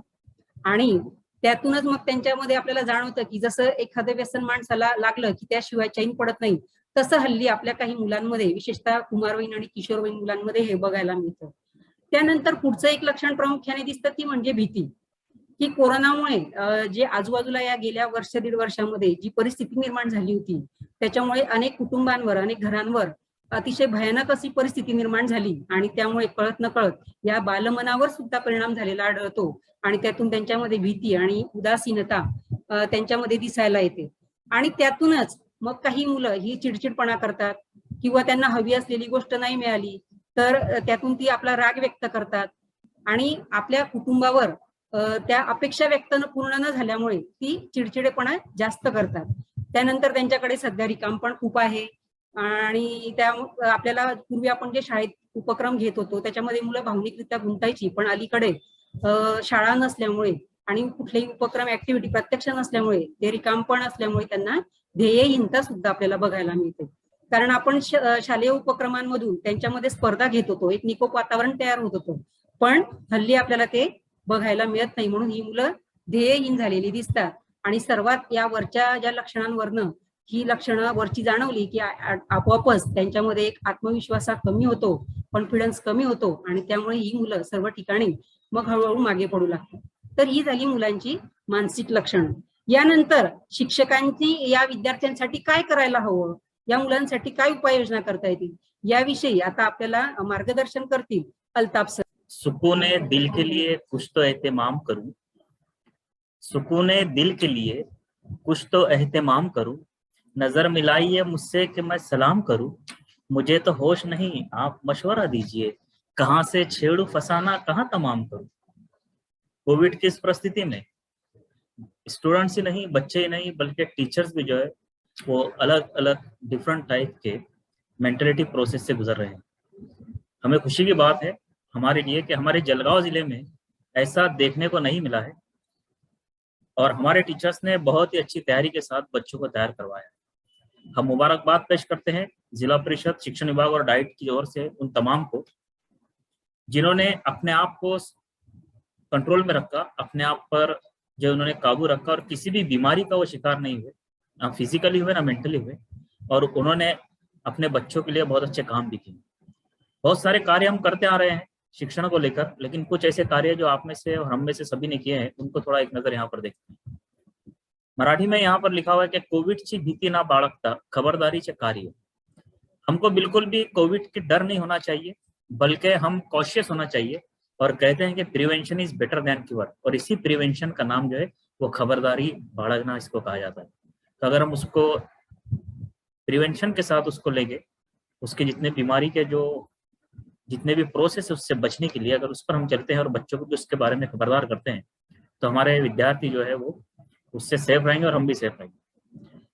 देखते हैं कि मुलांची दिनचर्या काटेकोर राखणे। अभी बच्चे कब उठ रहे हैं, कब सो रहे हैं, कब बैठ रहे हैं, इसका कोई नियोजन नहीं है, इसका कोई प्लानिंग नहीं है, और इसकी वजह से भी जो है बहुत सारे बच्चे जो है वो मेंटल प्रोसेस से गुजर रहे हैं, और जो बहुत ही मानसिक विकास से जो है उनको अभाव उसमें नजर आता है। इसलिए हमें चाहिए कि हर टीचर जो है अपने बच्चों को एक प्लानिंग दे कि कितने बजे पढ़ना है, कहाँ तक पढ़ना है, क्या पढ़ना है। अगर ये प्लानिंग हमारे पास से जाता है तो बच्चे उसमें बिजी रहेंगे, उस नियोजन के हिसाब से वो काम भी करेंगे, और उनको जो है मानसिक दडपण नहीं आएगा। स्क्रीन वापरण्याची वेळ मर्यादित ठेवण्याचा उपदेश। अभी बहुत से पेरेंट्स क्या कर रहे हैं, अभी तो बहुत सी पेरेंट्स ही नहीं बल्कि कुछ माएँ क्या करती है, अपने बच्चों को अगर वो उसको डिस्टर्ब करता है तो काम करने के लिए उसके पास मोबाइल दे देती, और वो बच्चा 2-2, 3-3 घंटे उस मोबाइल के साथ खेलता है और माँ अपना काम करते रहती है। हमें पेरेंट्स को समझाना चाहिए कि अगर हम बच्चे को स्क्रीन दे रहे हैं तो उसकी ट्रैफिक वेळ होती है। जनरली कहा जाता है कि अगर छोटे बच्चे स्टैंडर्ड फर्स्ट क्लास फर्स्ट और सेकंड के बच्चे इयत्ता पहली और दूसरी के, तो उनको आधा घंटा काफी हो जाता है, उसके बाद गैप मिलना चाहिए 1-2 घंटे का। कंटिन्यूएशन में अगर हम देखें तो तीसरी और चौथी क्लास के जो विद्यार्थी है उनको 1 घंटा कंटिन्यूएशन में बहुत ज्यादा होता है, उससे ज्यादा बच्चों ने स्क्रीन नहीं देखना चाहिए। और 5वीं छठी के बच्चों ने जो है वो 1.5 घंटा, और 7वीं 8वीं 9वीं के जो बच्चे हैं और 10वीं तक के जो बच्चे हैं वो 2 घंटा, मीन्स आधे घंटे से लेकर तो 2 घंटे की लिमिटेशन जो है स्क्रीन लिमिटेशन से होनी चाहिए। क्योंकि हमारे देश में हम अक्सर देखते हैं कि हमारे यहाँ मूवी बनती है तो अक्सर 2.5 घंटे और 3 घंटे की बनती है, लेकिन आपने देखा होगा अमेरिका में जो मूवीज बनती है वो 1.5 से 2 घंटे के बीच में ही होती है। उसका कारण ये है कि हमारे स्क्रीन पर जो नजर जाए वो ज्यादा देर तक हम स्क्रीन को ना देख सके, और उसका जो निगेटिव इफेक्ट हमारे माइंड पर ना हो, इसका हमें ध्यान रखना चाहिए। शिक्षक विद्यार्थी व शिक्षक पालक जो है इनकी हमने बैठकें लेनी चाहिए, और इनकी बैठकों के साथ साथ इनके साथ चर्चा करना चाहिए। अगर हम इनसे डिस्कशन करेंगे, अभी हो रहा है कि कोविड की वजह से पालक स्कूल से दूर हो गए, कोई करीब भी नहीं आते, तो उनको बुलाइए, उनको इनवाइट कीजिए, उनसे डिस्कस कीजिए, बच्चे के बारे में डिस्कस कीजिए क्या चल रहा है। बच्चों को थोड़ा थोड़ा करके 2-2, 3-3 की शक्ल में उनको बुला सकते हैं, वो ब्रिज कोर्स ग्रुप पार्ट वगैरह लेकर तो आते हैं, उनसे डिस्कस कीजिए, उनको अच्छा लगेगा। व्हाट्सएप के माध्यम से भी आप उनसे डिस्कस कर सकते हैं, सोशल मीडिया के माध्यम से भी आप डिस्कस करते हैं। एक तो मैसेज उनको डालते रहिए कि बच्चों कैसा चल रहा है, आज क्या कर रहे हो, होमवर्क कीजिए, इंडिविजुअल मैसेज आप कर सकते हैं, ऐसा कीजिए आप। उनको जो है डिफरेंट टाइप के इंस्ट्रक्शन, उनसे कनेक्टिविटी कायम रहे, ऐसा हम कुछ कर सकते हैं, उससे उनकी हिम्मत बढ़ी रहेगी। इसके साथ साथ सकारात्मक मानसिकतेसाठी गट, अब एक पॉजिटिव ग्रुप हमने बनाना चाहिए। बहुत से लोगों का भी मानसिक ग्रुप बहुत ज्यादा नजर आ रहा है कि बच्चे स्कूल में गए तो ऐसा हो जाएगा, बाहर निकले तो वैसा हो जाएगा, अगर मैं ये करूंगा तो मर जाऊंगा, अगर मैं वो करूंगा तो मर जाऊंगा। इसकी गारंटी तो कहीं पर भी नहीं है। हम लोग ये नहीं कह सकते कि हम दरवाजे से बाहर निकलेंगे और हम सड़क पर हमारी चौखट उंगाल कर सड़क पर जाएंगे तो हम जिंदा रहेंगे, इसकी भी गारंटी नहीं। लेकिन फिर भी हम तो बाहर निकलते हैं, हम ऑफिस में जाते हैं, हम बाजार में जाते हैं, हम मार्केटिंग करते हैं, हम खेलने जाते हैं। तो इसका मतलब ये नहीं है कि हमें कुछ हो जाएगा, लेकिन हम अगर एहतियात बरतते हुए एक पॉजिटिव लोगों का गढ़ बनाए जो ये सोचे कि हमको कुछ नहीं होगा, हम पूरे एहतियात के साथ रहने वाले लोग हैं, हमको कुछ नहीं होगा। अगर हम इस तरह की मानसिकता बनाए तो यकीनन इसके पॉजिटिव वेव डेवलप होंगी, और एक आदमी कई लोगों को पॉजिटिव बना सकता है और एक नेगेटिव व्यक्ति कई लोगों को नेगेटिव भी बना सकता है। तो डिपेंड करता है हम पर कि हम किस तरह की चर्चा करते हैं, किस तरह की बातचीत करते हैं।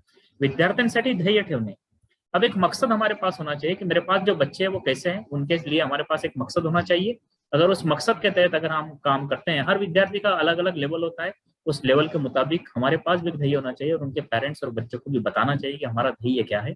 और इसी के साथ साथ विद्यार्थ्यांमधील मानसिक भावनिक वर्तणूक बदल ओळखणे आणि त्याचे कारण जाणून घेणे।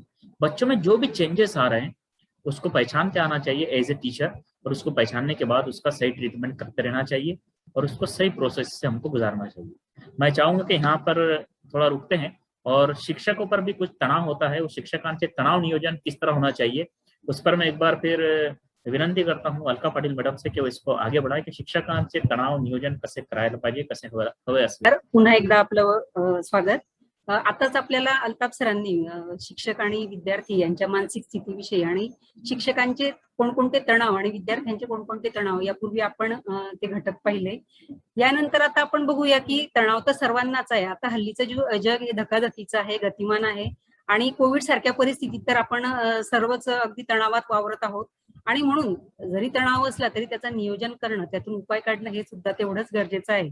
आणि म्हणून या ठिकाणी आपण काही उपाययोजना बघूया की शिक्षक म्हणून आपण काही बदल स्वीकारावा. बदल स्वीकारणं म्हणजे जे आहे जसं आहे त्या परिस्थितीचा स्वीकार करून त्यातून काहीतरी नवीन, काहीतरी चांगलं करण्याचा प्रयत्न आपण केला पाहिजे. सध्या आता एक उदाहरण सांगता येईल की पूर्वी आपण साधारण 1.5 वर्षाआधी ऑफलाईन पद्धतीने अतिशय उत्कृष्टपणे छानपणे अध्ययनाध्यापनाचं कार्य करत होतो. पण आता काळाची गरज ओळखून आपल्याला ऑनलाईन पद्धतीने अध्यापन करावं लागत आहे. आणि मग त्यासाठी आपल्याला आता काही जणांना अडचणी पण येत आहेत की मला हे जमणार नाही, येणार नाही. पण असं न करता जे आहे ते स्वीकारायचं. मग मला ऑनलाईन येण्यासाठी काय करावं लागेल, तर मला त्यातली बेसिक टेक्निक्स असतील ती शिकावी लागतील.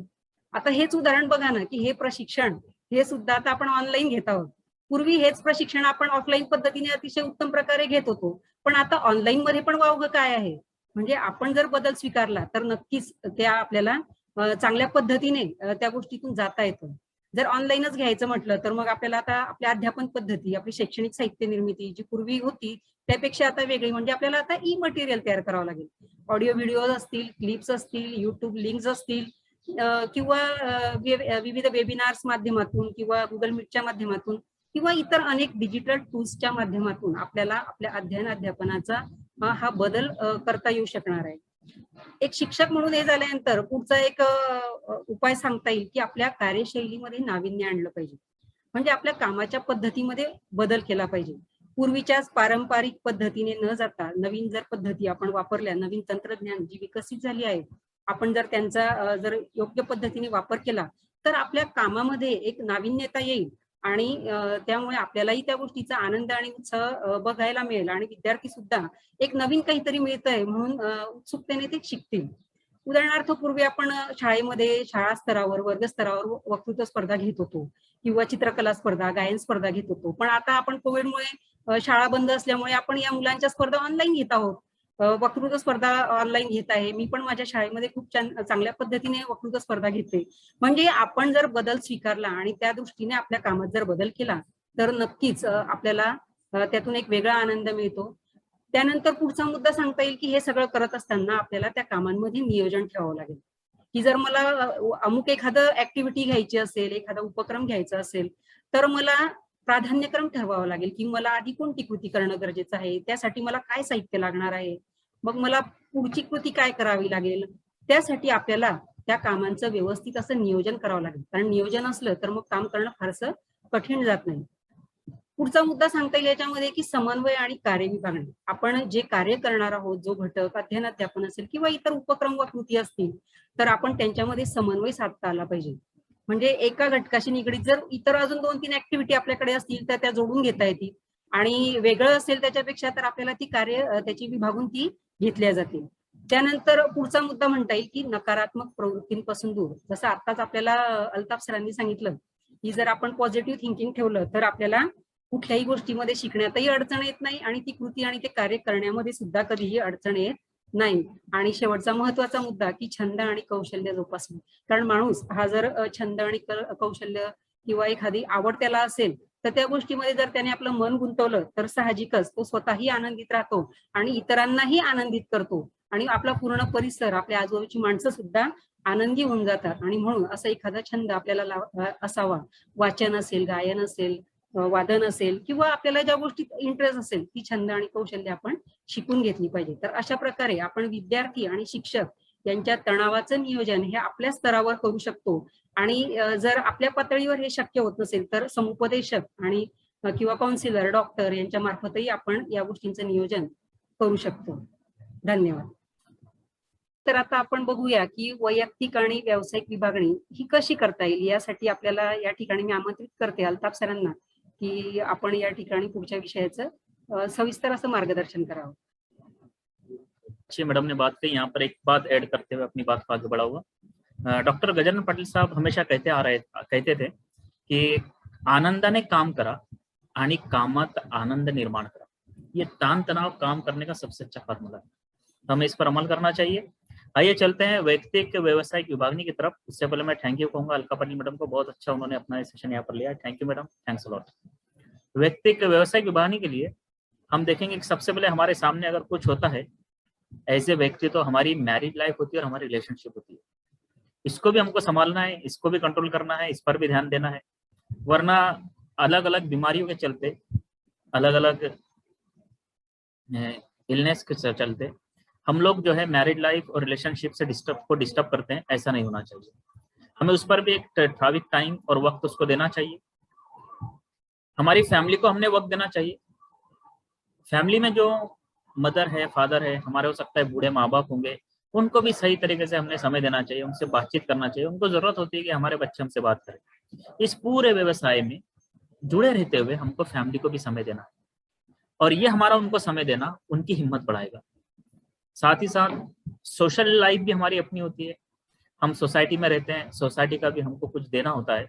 इसलिए सोसाइटी का अगर कर्ज अदा करना है तो हमको सोसाइटी पर भी ध्यान रखना चाहिए कि वो अपनी प्रीकॉशंस के साथ और हम अपनी प्रीकॉशंस के साथ एक दूसरे को सपोर्ट कर पा रहे हैं। सोसाइटी को अगर सबसे अच्छा सपोर्ट होता है तो मॉरल सपोर्ट होता है, और मॉरल सपोर्ट हम उस समय दे सकते हैं जब हम हेल्दी हो। अगर कोई भी व्यक्ति हेल्दी नहीं होगा तो ना उसकी मैरिड लाइफ हेल्दी हो सकती है, ना उसकी फैमिली हेल्दी हो सकती है, और ना ही उसकी सोसाइटी हेल्दी हो सकती है। Individual if one individual is healthy, the society may be healthy।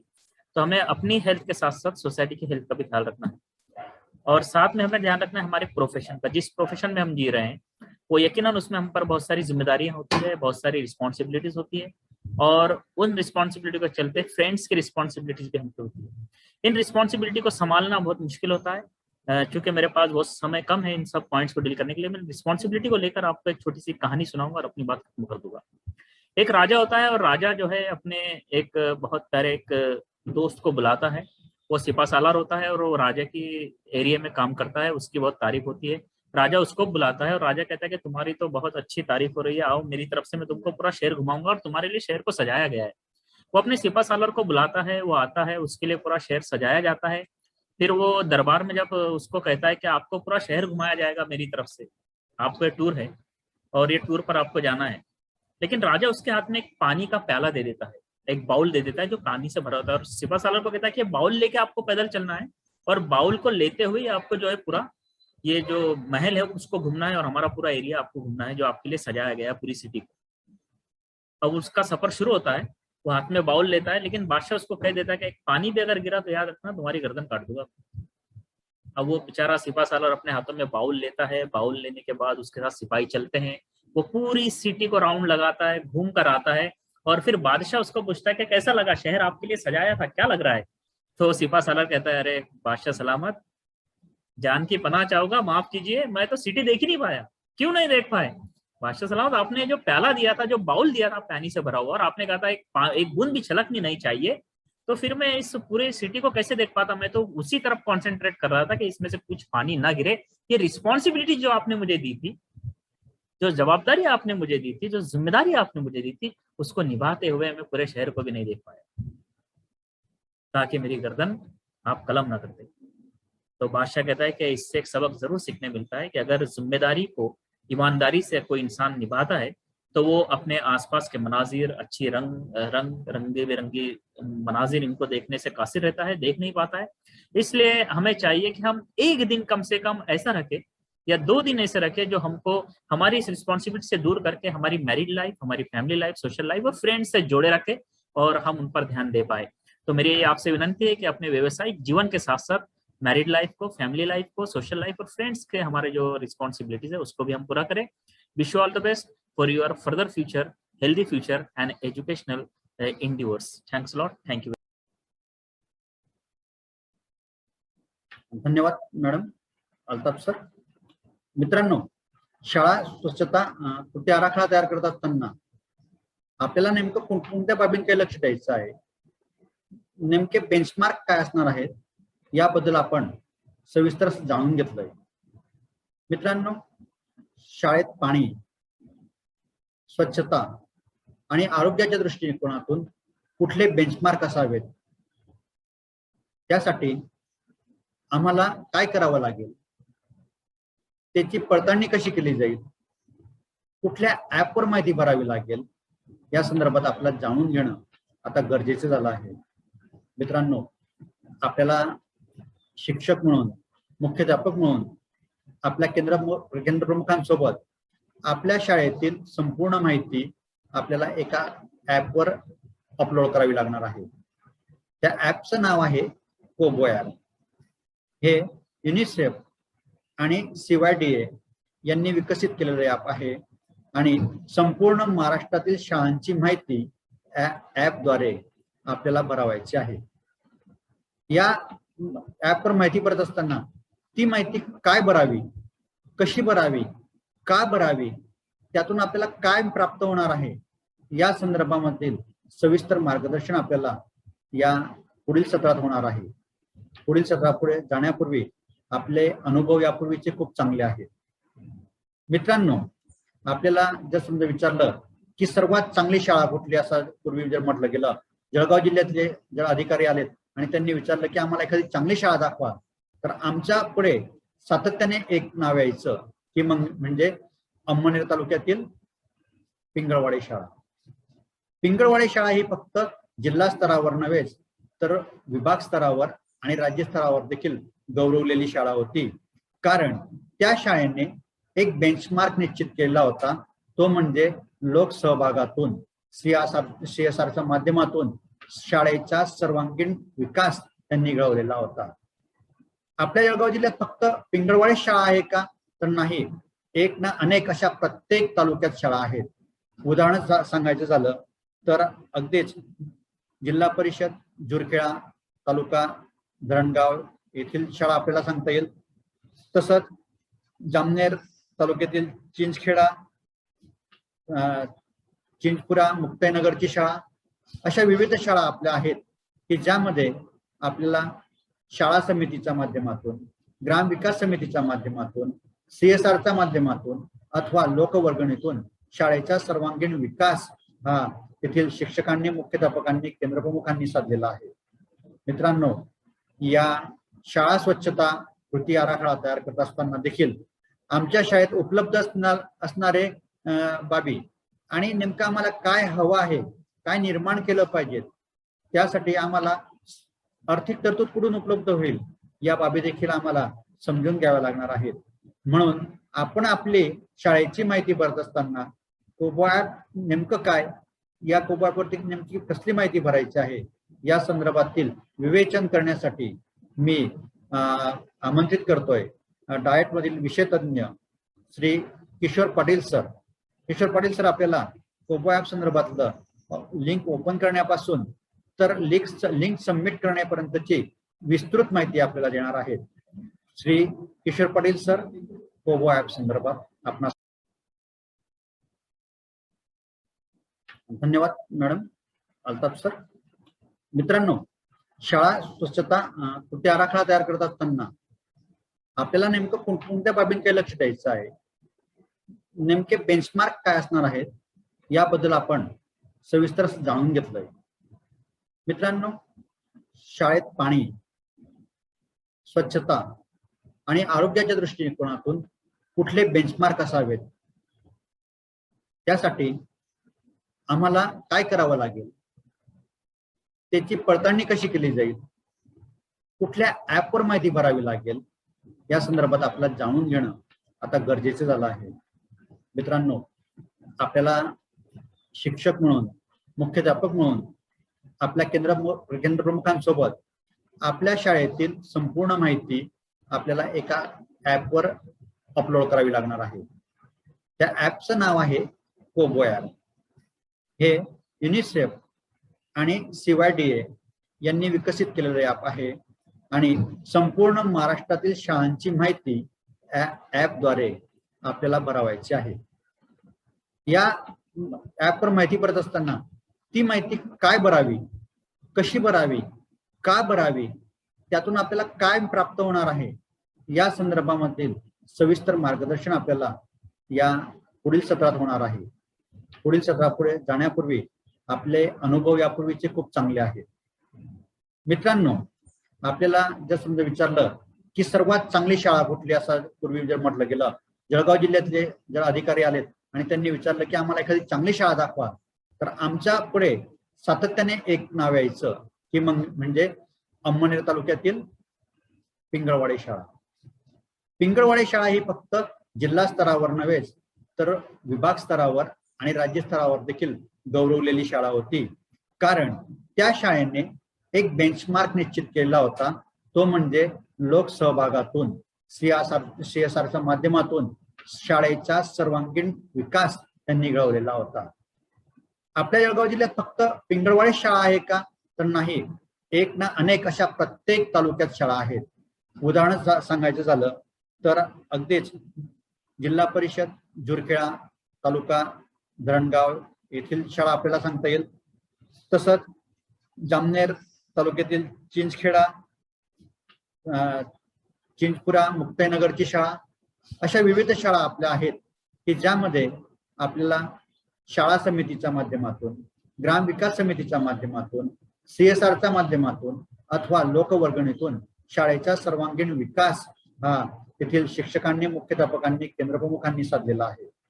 मित्रांनो, या शाळा स्वच्छता कृती आराखडा तयार करत असताना देखील आमच्या शाळेत उपलब्ध असणारे बाबी आणि नेमकं आम्हाला काय हवं आहे, काय निर्माण केलं पाहिजे, त्यासाठी आम्हाला आर्थिक तरतूद कुठून उपलब्ध होईल या बाबी देखील आम्हाला समजून घ्याव्या लागणार आहेत.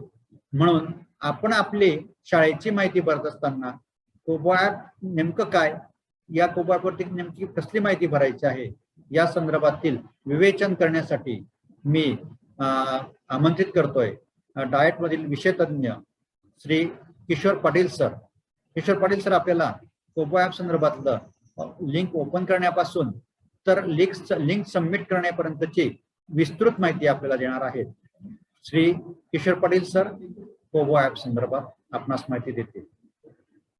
नमस्कार. या सत्रामध्ये आपण कोबो लिंक भरण्यासंदर्भात माहिती घेणार आहोत.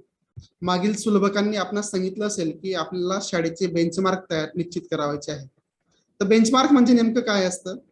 आपली शाळा शालेय आरोग्य आणि स्वच्छतेच्या संदर्भात कुठल्या स्तरावर आहे आणि आपल्याला कुठल्या स्तरापर्यंत जायचं आहे हे ठरवणं म्हणजे बेंचमार्क.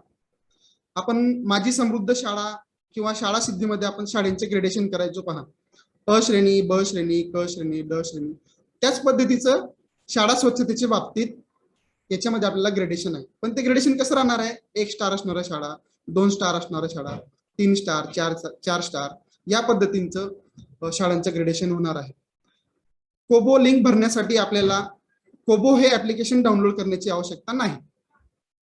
एक जिल्हानिहाय एक लिंक दिलेली आहे, त्या लिंकला क्लिक केल्यानंतर आपल्याला ज्या पद्धतीने गुगल फॉर्म आपण भरतो त्या पद्धतीने ती कोबो लिंक आपणास भरावायची आहे. या कोबो लिंकच्या सहाय्याने आपल्या शाळेचा ऍक्शन प्लॅन तयार होण्यास आपल्यास मदत होणार आहे. आपण म्हणतो की थोडा है थोडे की जरूरत आहे. तर आपल्या शाळेला आपलं नेमकं काय आहे आणि कोणत्या गोष्टींची आवश्यकता आहे त्याचा ऍक्शन प्लॅन तयार करण्यासाठी ही कोबो लिंक आपल्याला महत्वाची ठरणार आहे. माननीय सन्माननीय केंद्रप्रमुख आपल्या शाळेत येऊन मुख्याध्यापकांच्या मदतीने किंवा शाळेतील ज्येष्ठ शिक्षकाच्या मदतीने ही कोबो लिंक मध्ये माहिती भरणार आहेत. ही माहिती देताना आपण रिअलिस्टिक जी यथार्थ असेल ती माहिती आपणास द्यावायची आहे आणि ती आपणास भरावायची आहे, जेणेकरून आपला जो ऍक्शन प्लॅन आहे तो योग्य, यथार्थ आणि रिअलिस्टिक बनेल.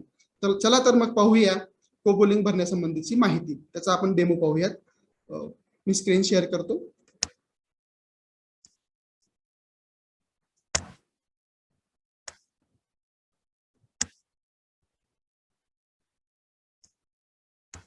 हे आपल्याला स्क्रीनवर दिसत असेल जळगाव BM युनिसेफ जिल्हा परिषद जळगाव शाळा वॉश प्रणालीमध्ये आपलं स्वागत आहे. आपल्याला एक लिंक दिली जाईल जिल्ह्याची. त्या लिंकला क्लिक केल्यानंतर पहिलं पेज या पद्धतीने येईल. त्यामध्ये सर्व तालुक्यांची नावं देण्यात आलेली आहेत. अंमळनेर, भडगाव, भुसावळ, अंमळनेर पासून तर यावलपर्यंत. तर यामध्ये आपला जो तालुका असेल तो तालुका आपल्याला निवडायचा आहे. समजा आपला तालुका आहे भुसावळ, तर भुसावळ तालुका आपण निवडायचा आहे. भुसावळ तालुका निवडल्यानंतर खाली त्या भुसावळ तालुक्यातली केंद्रांची नावं येतील. क्लस्टर.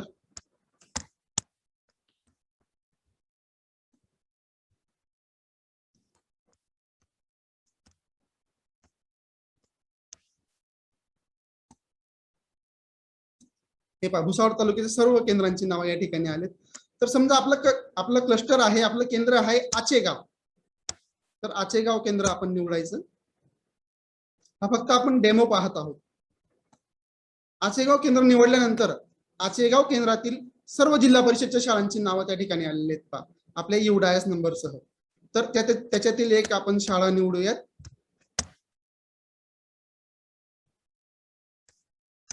त्याच्यातली एक शाळा आपण निवडली आहे. पुढचं पेज आहे. एक शाळा निवडल्यानंतर त्या ठिकाणी आपल्याला लॉंगिट्यूड आणि लॅटिट्यूड द्यायचं आहे. आपल्या शाळेचं अक्षांश आणि रेखांश द्यायचा आहे. जर आपण जर या ठिकाणी क्लिक केलं तर शाळेचं लॉंगिट्यूड आणि लॅटिट्यूड आपोआप त्या ठिकाणी येतं. या ठिकाणी येते पहा, आपणास दिसेल. जर लॉंगिट्यूड आणि लॅटिट्यूड आपल्याला त्या ठिकाणी आणायचं असेल तर त्या शाळेत जाऊन आपल्याला त्या शाळेतच आपल्याला हा फॉर्म भरावा लागेल. म्हणून तेव्हाच आपल्याला हे लॉंगिट्यूड आणि लॅटिट्यूड त्या ठिकाणी येईल. पुढचा मुद्दा आहे, पहिला मुद्दा आहे पहा, फोटो शाळेच्या समोरून घ्या. आपल्या शाळेचा दर्शनी भागाचा एक फोटो या ठिकाणी अपलोड करावायचा आहे. तो आपण जर क्लिक केला तर आपण गॅलरीतून किंवा त्या ठिकाणी प्रत्यक्षात कॅमेराने सुद्धा तो फोटो या ठिकाणी अपलोड करू शकतो. 2 नंबरचं आहे ग्रामपंचायतीचं नाव. आपल्या ग्रामपंचायतीचं नाव त्या ठिकाणी येईल. 3 नंबर आहे मुख्याध्यापकांचे नाव. शाळेतील मुख्याध्यापकांचं नाव त्या ठिकाणी येईल. माहिती भरण्याची तारीख, ज्या तारखेला माहिती भरली जाईल त्या ठिकाणी त्या तारखेची वर्ष, महिने आणि दिनांक या फॉर्मॅटमध्ये त्या ठिकाणी आपल्याला माहिती भरायची आहे. माहिती देणाऱ्या अधिकाऱ्याचे पदनाम. जर माहिती शाळेचे मुख्याध्यापक देत असतील तर मुख्याध्यापकावर क्लिक करावं लागेल. शिक्षक देत असतील तर शिक्षकावर आपल्याला त्या ठिकाणी क्लिक करावं लागेल. माहिती देणाऱ्याचा मोबाईल क्रमांक किंवा या ठिकाणी आपण मुख्याध्यापकाचा जरी मोबाईल क्रमांक टाकला तरी चालेल. या ठिकाणी पुढचं आहे 5.3 शाळेचा ईमेल आयडी. शाळेचा ईमेल आयडी आपल्याला त्या ठिकाणी नमूद करावायचा आहे. पुढचं आहे शाळेचा स्तर. आपली शाळा कोणत्या स्तराची आहे? 1 ते 4 आहे, 1 ते 5 आहे, 1 ते 7 आहे किंवा उच्च प्राथमिक आहे 1 ते 8 आहे. जी असेल, जे आपल्या शाळेला स्तर लागू असेल तो या ठिकाणी क्लिक करायचा. समजा आपली शाळा 1 ते 4 आहे, आपण त्या ठिकाणी क्लिक करणार आहोत. पुढचा आहे शाळेचा प्रकार. मुलांची शाळा असेल तर अ ला क्लिक करायचं, मुलींची शाळा असेल तर ब ला क्लिक करायचं. कॉमन को एज्युकेशन असेल, मुला मुलींची शाळा असेल तर क ला क्लिक करणार आहोत. समजा ही मुला मुलींची शाळा आहे तर आपण क ला क्लिक करूयात. पुढचा आहे 8.1 शाळेच्या इमारतीचा प्रकार. शाळा कशी आहे? पक्क्या विटेची आहे की कच्ची मातीच्या भिंतीची किंवा छप्पर आहे? जे लागू असेल ते आपण या ठिकाणी क्लिक करणार आहोत. पक्का विटेची आहे समजा. पुढे आहे शाळेच्या इमारतीचा वापर. शाळा 1 सत्रात भरत असेल तर 1 सत्र, 2 सत्रात भरत असेल तर 2 सत्र आपण त्या ठिकाणी करणार आहोत 1 सत्र. शाळेचे ठिकाण. शाळा जर ग्रामीण भागात असेल तर ग्रामीण, शहरी भागात असेल तर शहरी.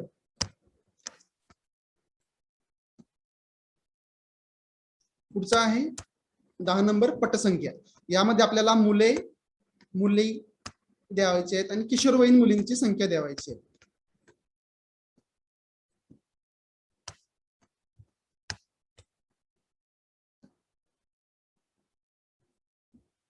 मुलांची संख्या, मुलींची संख्या आणि किशोरवयीन मुलींची संख्या या ठिकाणी द्यायची आहे.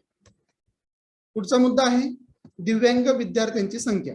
आपल्या शाळेत किती दिव्यांग मुलं आणि मुली आहेत ते आपल्याला स्वतंत्रपणे या ठिकाणी नमूद करावायचं आहे.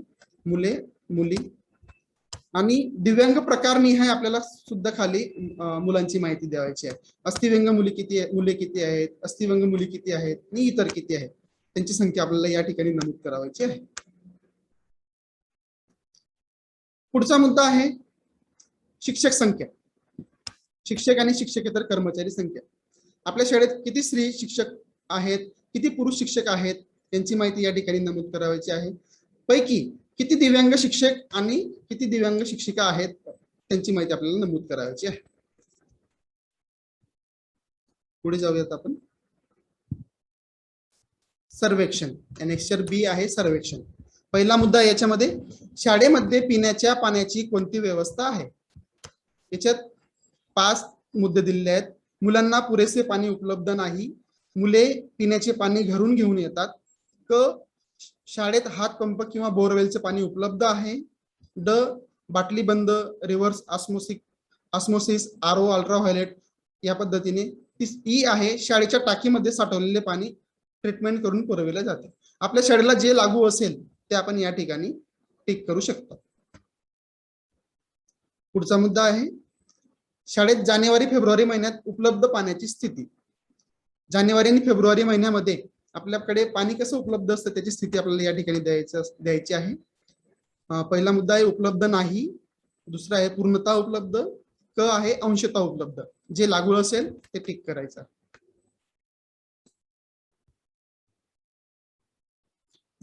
त्याचा पुढचा मुद्दा आहे, शाळेत मार्च एप्रिल महिन्यात उपलब्ध पाण्याची स्थिती. ज्या पद्धतीने आपण जानेवारी फेब्रुवारीची माहिती दिली त्याच पद्धतीने मार्च आणि एप्रिल महिन्याची आपल्याला पाण्याची स्थिती या ठिकाणी नमूद करायची. उपलब्ध नाही, पूर्णतः उपलब्ध किंवा अंशतः उपलब्ध, जे असेल ते आपल्याला त्या ठिकाणी द्यावायचं आहे. दुसरा मुद्दा आहे, शाळेमध्ये जलजीवन मिशन अंतर्गत 100 दिवसांच्या मोहिमेतून नळ पाणी पुरवठा करण्यात आला आहे काय. असेल तर होईल, नाही येईल, असेल तर कोणत्या पद्धतीने, नसेल तर नाही. ब, या अभियानांतर्गत सर्वे झाला, प्रस्ताव पाठवण्यात आलेला आहे. जलजीवन मिशन अंतर्गत शाळेजवळील स्रोतातून नळ लावून देण्यात आले आहेत. जलजीवन मिशन अंतर्गत शाळेत नळ जोडणी देण्यात आलेली आहे. असेल तर ड येईल, नसेल तर अ येईल. आणि जर काही असेल प्रोसेसमध्ये असेल तर अ, ब, क आणि ड यापैकी आपल्या शाळेला जे लागू असेल ते आपण त्या ठिकाणी करायचं आहे. याच्यामध्ये आपल्याला पाण्याच्या स्रोतचा फोटो द्यावायचा आहे, कशा पद्धतीने आपल्याला पाण्याचा पुरवठा होतो. आणि 3 नंबरचा फोटो आहे पाणी साठवण सुविधेचा फोटो द्यायचा आहे. दोघं फोटो आपल्याला या ठिकाणी अपलोड करायचे आहे. पुढचं 6 नंबर, शौचालयासाठी वापरायच्या पाण्याचा स्रोत. याच्यामध्ये पण 4 मुद्दे आहेत. पाणी उपलब्ध नाही शौचालयात. शौचालयाजवळील हातपंप किंवा पाण्याची बादली ठेवलेली आहे. प्लास्टिक किंवा सिमेंटच्या टाकीमधून स्वच्छतागृहात पाणी दिले जाते आणि सतत नळाद्वारे स्वच्छतागृहात पाणी दिले जाते. जे असेल आपल्या शाळेला जे लागू असेल ते आपण टिक करणार आहोत. 7वा मुद्दा आहे, पाणी गुणवत्ता परीक्षणाचा अहवाल शाळेत उपलब्ध आहे काय. असेल तर होय, नसेल तर नाही.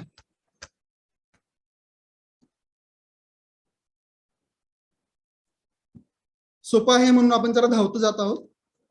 8वा मुद्दा आहे, स्वच्छतागृहाच्या वापरानंतर हात धुण्यासाठी पाण्याची उपलब्धता. जो पर्याय लागू असेल तो आपल्याला भरायचा आहे. पाणी उपलब्ध नाही किंवा हातपंप किंवा बादलीने पाणी दिले जातं, जे लागू असेल ते आपण, जे आपल्या शाळेत लागू असेल ते आपण या ठिकाणी भरणार आहोत. पुढच्या मुद्द्याकडे जाऊया. 9वा, मध्यान्ह भोजन किंवा जेवणापूर्वी विद्यार्थी स्वयंपाकी यांच्यासाठी हात धुण्यासाठी पाण्याची उपलब्धता. पाणी उपलब्ध नाही, हातपंप किंवा बादलीने पाणी दिले जाते, सतत नळाद्वारे पाणी दिले जाते, जे लागू असेल ते आपण टिक करणार आहोत.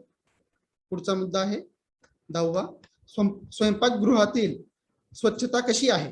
स्वच्छ आहे की अस्वच्छ आहे, जे असेल आपण त्याच्यावर टिक करणार आहोत.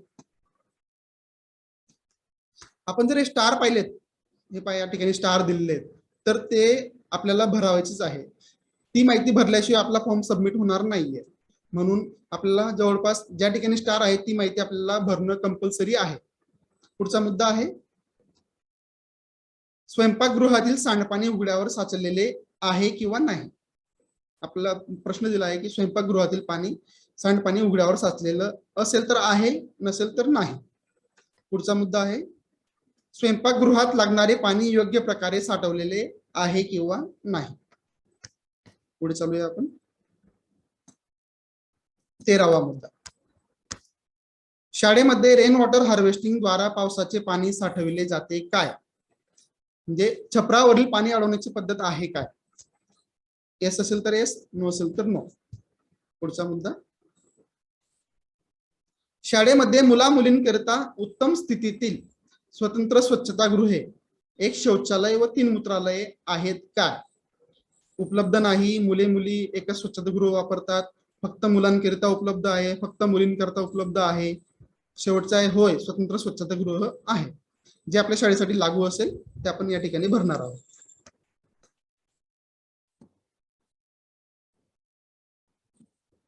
आता पुढे शाळेत किती मूत्रालये आहेत, यामध्ये मुलांकरिता किती आणि मुलींकरिता किती. स्वतंत्र आपल्याला मुलांकरिता किती, मूत्रालय म्हणजे मुतारे किती आहेत, मुलांकरिता किती आणि मुलींकरिता किती, या त्या ठिकाणी आपल्याला माहिती भरायची आहे.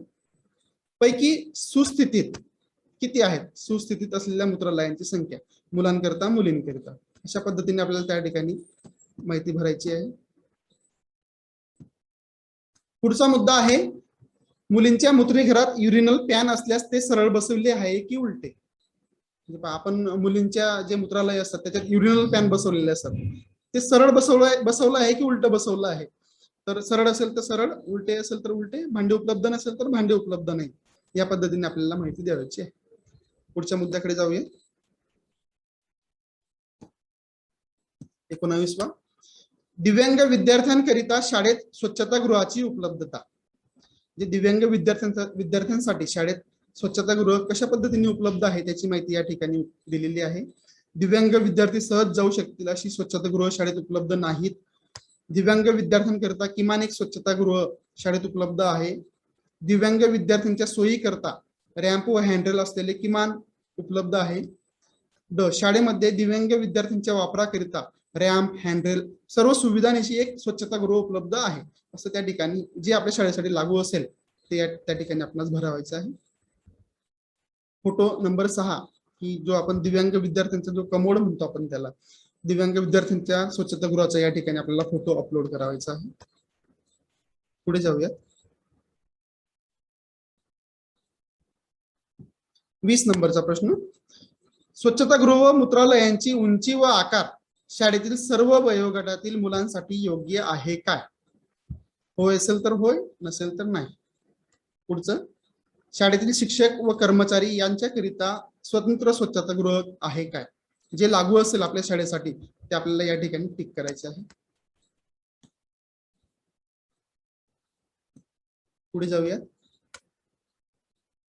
शाळेमध्ये सुरक्षित दरवाजा, कडी, कोंडा व कपडे अडकविण्याकरिता हुक्स असलेली स्वच्छतागृह आहेत काय. जे असेल लागू, नाही, फक्त दरवाजा किंवा कडे कुंडे असलेली, जे आपल्या शाळेसाठी लागू असेल ते आपल्याला क्लिक करायचं आहे. 23वा, सुरक्षित छप्पर योग्य वायू विजन, नैसर्गिक उजेड व वारा असलेली स्वच्छतागृह आहेत काय. असेल तर होय, नसेल तर नाही.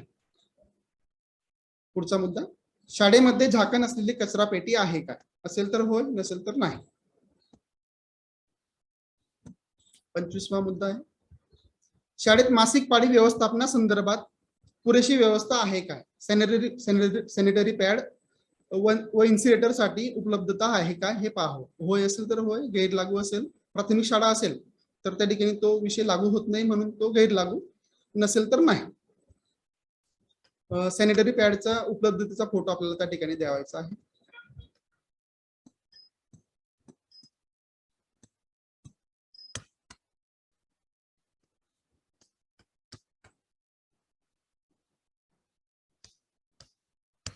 पुढे चालूया आपण.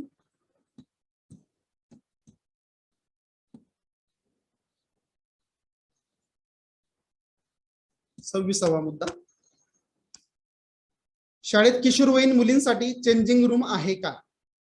असेल तर होय, प्राथमिक शाळा असेल तर गैर लागू, नसेल तर नाही. त्याचा फोटो आपल्याला त्या ठिकाणी अपलोड करायचा आहे. हात स्वच्छ धुण्याच्या सुविधेचा फोटो या ठिकाणी दिलेला आहे, तो अपलोड आपल्याला करावायचा आहे. पुढचा 29वा मुद्दा, मध्यान्ह भोजनापूर्वी अथवा जेवणापूर्वी सर्व विद्यार्थ्यांना एकाच वेळी हात धुण्यासाठी सुविधा म्हणजे हँड वॉशिंग स्टेशन उपलब्ध आहे काय. जे आपल्या शाळेसाठी लागू असेल ते आपण देणार आहोत. पुढचा मुद्दा 30 नंबर, कोविड-19च्या पार्श्वभूमीवर हाताचा स्पर्श टाळता येईल किंवा पॅडल ऑपरेटेड किंवा तत्सम सुविधा साबणाने हात धुण्यासाठी शाळेत उपलब्ध आहे काय. जे लागू असेल ते आपण देणार आहोत अ, ब, क पैकी. त्याचा फोटो आपल्याला या ठिकाणी द्यावायचा आहे.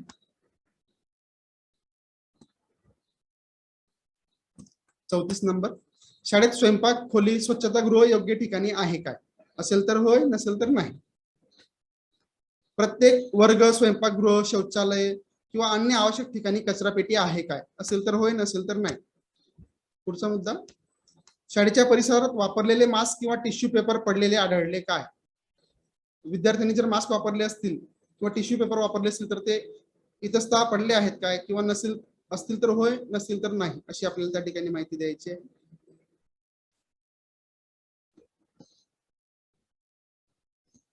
37वा मुद्दा, लॉकडाऊन नंतर शाळा पुन्हा सुरू करण्यापूर्वी शाळेचे योग्य रीतीने निर्जंतुकीकरण केले होते का? होय किंवा नाही, आपल्याला त्या ठिकाणी माहिती द्यायची आहे. कोविड-19 च्या पार्श्वभूमीवर शाळा नियमित निर्जंतुक केली जाते काय? होय किंवा नाही.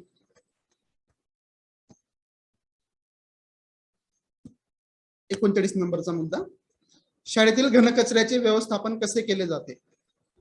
शाळेत जो घनकचरा निघतो त्याचं व्यवस्थापन कोणत्या पद्धतीने केलं जातं त्या संदर्भात हा प्रश्न आहे. जे आपल्या शाळेत लागू असेल ते आपण या ठिकाणी देणार आहोत. पुढचा आहे, शाळेतील सांडपाण्याचे व्यवस्थापन कसे केले जाते? तो मुद्दा या ठिकाणी दिलेला आहे. जे आपल्या शाळेसाठी लागू असेल आपण ते टिक करणार आहोत. शाळेचा परिसर स्वच्छ व पाणी न तुंबणारा आहे, नाही किंवा होय, असं आपल्याला त्या ठिकाणी उत्तर द्यायचं आहे. पुढचा आहे, शाळेची इमारत व वर्गखोल्या दररोज झाडल्या जातात काय? होय, नाही, जे असेल ते लागू असेल ते देणार आहोत. स्वच्छतागृहे किती दिवसांनी साफ केली जातात? त्याला मुदत नाही, आठवड्यातून एकदा साफ केली जातात किंवा आठवड्यातून 2दा केली जातात की दररोज केली जातात, जे असेल आपल्याला लागू ते त्या ठिकाणी टिक करायचं आहे. पुढचा मुद्दा, योग्य अशा सफाई साहित्याच्या आधारे स्वच्छतागृह साफ केली जातात का? जे आपल्या शाळेसाठी लागू असेल ते करणार आहोत.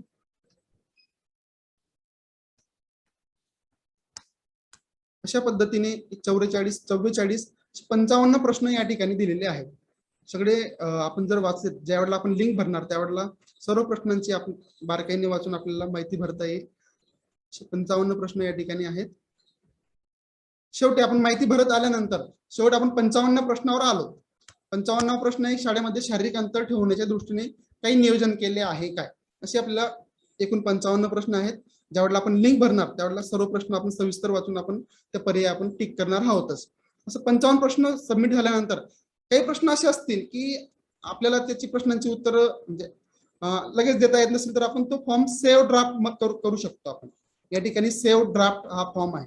जे काही व्यत्यय आला किंवा नेटवर्क इश्यू झाला किंवा काही आपण माहिती आपल्याला नंतर भरायची आहे किंवा फोटो अपलोड नंतर करायचे असतील तर आपण जेवढा फॉर्म आपण भरलेला आहे तेवढा फॉर्म आपण ड्राफ्ट मध्ये सेव्ह करू शकतो. म्हणजे जेवढी माहिती आपण भरलेली आहे आपण ड्राफ्ट मध्ये सेव्ह केल्यानंतर ती माहिती त्या ठिकाणी सेव्ह राहील आणि आपण ज्यावेळेला आपण फोटो अपलोड करणार असू किंवा नवीन आपण त्याच्यात माहिती आपण भरणार असू तर त्यावेळेला तेवढा भरलेला फॉर्म आपल्याला उपलब्ध राहणार आहे. तो या ठिकाणी हे पहा, या ठिकाणी 0 दिसतंय ना इकडच्या डाव्या कोपऱ्याला, तर या ठिकाणी 1 येईल जर आपण फॉर्म सेव्ह केलेला असेल तर तो आपण फॉर्म ओपन करून पुन्हा माहिती त्याच्यामध्ये भरून या ठिकाणी शेवटी सबमिट बटनला क्लिक केलं.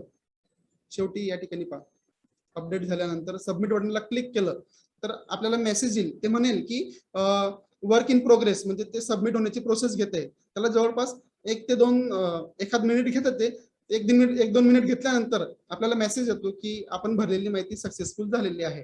अशी माहिती भरल्यानंतर आपली कोबो लिंक भरलेली आपलं काम, आपल्या शाळेची आपली माहिती भरलेली सक्सेस झालेली आहे असं आपण म्हणू शकतो. याची आपल्याला प्रिंट काढण्याची पण सुविधा आहे. फक्त आपल्याला एक काळजी अशी घ्यायची आहे की आपण जेवढी आपण या ठिकाणी आपण माहिती नोंदवणार आहोत ती आपल्याला UDIS मध्ये पण नोंदवावी लागते. म्हणून आपण जी माहिती नोंदवणार आहोत ती आपल्याला यथार्थ नोंदवायची आहे आणि जी खरी आहे, रिअलिस्टिक आहे ती माहिती आपल्याला नोंदवायची आहे. माझ्या मते आपणास या फॉर्म भरताना काही अडचण येणार नाही. तर अडचण जरी आली तर डाएटची यंत्रणा आणि आपल्याला CYDA आणि युनिसेफ कडून एक समन्वय जिल्ह्यासाठी लाभणार आहेत. आपण त्यांच्याशी संपर्क पण करू शकतो किंवा डाएटच्या यंत्रणेशी पण आपण संपर्क करू शकतो काही अडचण आली तर. ज्या पद्धतीने आपण गुगल फॉर्म भरतो त्याच पद्धतीचा हा फॉर्म आहे. हा फॉर्म भरल्यानंतर आपल्याला शाळेचं रँकिंग करता येणार आहे. तर या ठिकाणी पहा, तुम्हाला शाळेचं रँकिंग दिसतंय. जर आपल्या शाळेला 90% गुण मिळाले तर आपली शाळा 5 स्टार मध्ये येते. ग्रीन रँक दिसते आपल्याला, दिसेल तुम्हाला की 5 स्टार आणि ग्रीन रँक मध्ये दिसते. आणि रिमार्क आहे एक्सलेंट, कीप इट अप, या पद्धतीचा रिमार्क त्या ठिकाणी दिलेला आहे. दुसरा आहे 4 स्टार. 75 ते 89% ज्यांनी नॉर्म्स पूर्ण केलेले आहेत त्या शाळा ब्ल्यू झोन मध्ये येतात, त्यांना 4 स्टार आणि त्यांना रिमार्क आहे व्हेरी गुड. तिसरा जो आहे 3 स्टार ते आहे 51 ते 74% ज्यांनी नॉर्म्स पूर्ण केले आहेत, ती शाळा येते 3 स्टार मध्ये येलो झोन मध्ये, त्यांना रिमार्क आहे good but there is a scope for improvement, म्हणजे चांगलं काम आहे पण तुम्हाला अजून स्कोप आहे चांगलं काम करण्यासाठी. आणि ज्या शाळांनी 35 ते 50% नॉर्म्स पूर्ण केलेले आहेत ती शाळा 2 स्टारने ऑरेंज झोन मध्ये येते, त्याच्यात त्यांना रिमार्क आहे फेअर आणि नीड इम्प्रुव्हमेंट, म्हणजे काम करण्याची या ठिकाणी गरज आहे असं त्या ठिकाणी त्याच्यासाठी रिमार्क आहे. आणि ज्या शाळांचं नॉर्म्स 35% त्यांनी नॉर्म्स पूर्ण केलेले नाहीत त्यांना 1 स्टार आणि रेड झोन मध्ये येतं, त्या शाळा पुअर झोन मध्ये येतात आणि त्यांना कन्सिडरेबल इम्प्रुव्हमेंटची गरज आहे त्यांना, असं त्याचं रिमार्क आपल्याला सांगता येईल. म्हणून आपली शाळा चांगल्या स्टार मिळवून आपल्याला कोणत्या पद्धतीने चांगल्या पद्धतीने कशा पद्धतीने आपल्याला 5 स्टार पर्यंत पोहोचता येईल यासाठी आपल्याला सर्वांना प्रयत्न करायचे आहेत. सर्वांना कोबोलिंग भरण्यासाठी शुभेच्छा देतो. सगळ्यांची रजा घेतो. धन्यवाद. खूपच छान. किशोर पाटील सरांनी आपल्याला कोबो ऍप बद्दल सविस्तर माहिती आपल्याला दिलेली आहे. कोबो ऍप मध्ये माहिती भरत असताना आपल्या शाळेचा फोटो आपल्याला त्या ठिकाणी टाकायचा आहे. तसंच कोबो ऍपवर माहिती भरत असताना आपण वस्तुस्थितीजन्य माहिती आपल्याला त्या ठिकाणी भरायची आहे. रिअलिस्टिक माहिती आपल्याला त्या ठिकाणी भरायची आहे की जेणेकरून मला माझ्या शाळेसाठी जर तरतूद भविष्यात लागणार असेल तर ती उपलब्ध होऊ शकते CSRच्या माध्यमातून. म्हणून मित्रांनो, कोबो ऍपवर माहिती भरत असताना पुन्हा एकदा विनंती करतो की रिअलिस्टिक माहिती, वस्तुस्थितीजन्य माहिती आपण त्या ठिकाणी भरा. मग माझ्या शाळेत दिव्यांगांचे टॉयलेट व्यवस्थित आहेत का, टॉयलेटला रॅम्प आहे का, रॅम्पला व्यवस्थित त्याचा अँगल साधलेला आहे का, विद्यार्थ्यांना त्या ठिकाणी रॅम्पवरून चालताना काही अडचण येणार नाही ना, त्यासाठी विद्यार्थ्यांच्या साठी आणि विद्यार्थिनींसाठी वेगवेगळी स्वच्छतागृह आहेत का, स्वच्छतागृह असतील पण त्या ठिकाणी पाणी उपलब्ध आहे का, ते सुस्थितीत आहेत का, या सर्व बाबी आपल्याला जाणून घ्यायच्या आहेत.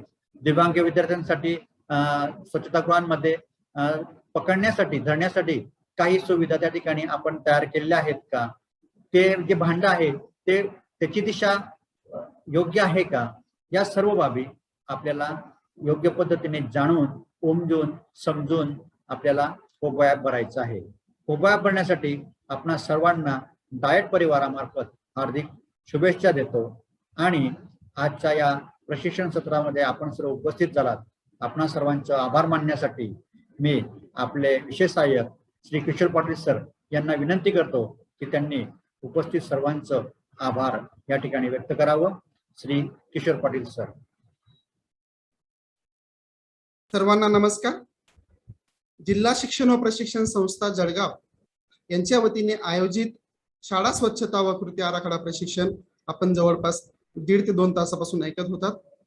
हे प्रशिक्षण SCRT महाराष्ट्र राज्य पुणे, युनिसेफ आणि CYDA यांच्या संयुक्त विद्यमाने आयोजित करण्यात आलेले होते. प्रथमतः मी आभार व्यक्त करतो माननीय संचालक SCRT महाराष्ट्र राज्य पुणे आदरणीय MD सिंग साहेब यांचे की ज्यांनी आपणास हे ऑनलाईन प्रशिक्षण उपलब्ध करून दिले. त्यानंतर आपल्या संस्थेचे प्राचार्य आदरणीय डॉक्टर अनिल झोपे साहेब यांनी आपणास सर्वांना शुभेच्छा संदेश देऊन हे प्रशिक्षण घेण्यासाठी उपकृत केले, म्हणून त्यांचेही आभार व्यक्त करतो. या प्रशिक्षणाचं जिल्हास्तरीय समन्वयकाचं ज्यांनी काम पाहिलं, सर्व नियोजन आयोजन आणि हे ऑनलाईन प्लॅटफॉर्म आपणास उपलब्ध करून दिला असे आदरणीय डॉक्टर राजेंद्र महाजन साहेब यांचे सुद्धा जिल्हा शिक्षण व प्रशिक्षण संस्था जळगावच्या वतीने हार्दिक आभार. प्रशिक्षणाचा कंटेंट आपल्यापर्यंत पोहोचवणारे सर्व सुलभक, ज्यामध्ये Ramesh Jagtap sir Chopda, Shrimati Ashwini Kodi madam Yawal, Shri Lalit Patil sir Erandol, doctor Manisha Pawar madam Erandol, Chhaya Patil madam Jalgaon, Shri Prashant Sonawane sir Chopda, Sayyad Altaf Ali sir Jamner, Shrimati Alka Patil madam Erandol, Shrimati Chhaya Pawar madam Paroda या सर्व सुलभकांचे मी जिल्हा शिक्षण व प्रशिक्षण संस्था जळगावच्या वतीने हार्दिक आभार व्यक्त करतो. हे प्रशिक्षण ऑनलाईन पोहोचवण्यासाठी ज्यांनी तांत्रिक सहाय्य केले असे सय्यद अल्ताफ अली सर जामनेर यांचे सुद्धा जिल्हा शिक्षण व प्रशिक्षण संस्थेच्या वतीने हार्दिक आभार. हे प्रशिक्षण ज्या शिक्षकांसाठी होते, जिल्ह्याभरातील इयत्ता 1ली ते 8वीला शिकवणाऱ्या सर्व माध्यमाच्या, सर्व व्यवस्थापनाच्या, सर्व शिक्षक बंधू भगिनींचे मी जिल्हा शिक्षण व प्रशिक्षण संस्था जळगावच्या वतीने हार्दिक आभार व्यक्त करतो आणि दिलेली कोबो लिंक भरण्यासाठी सर्वांना शुभेच्छा देतो. धन्यवाद.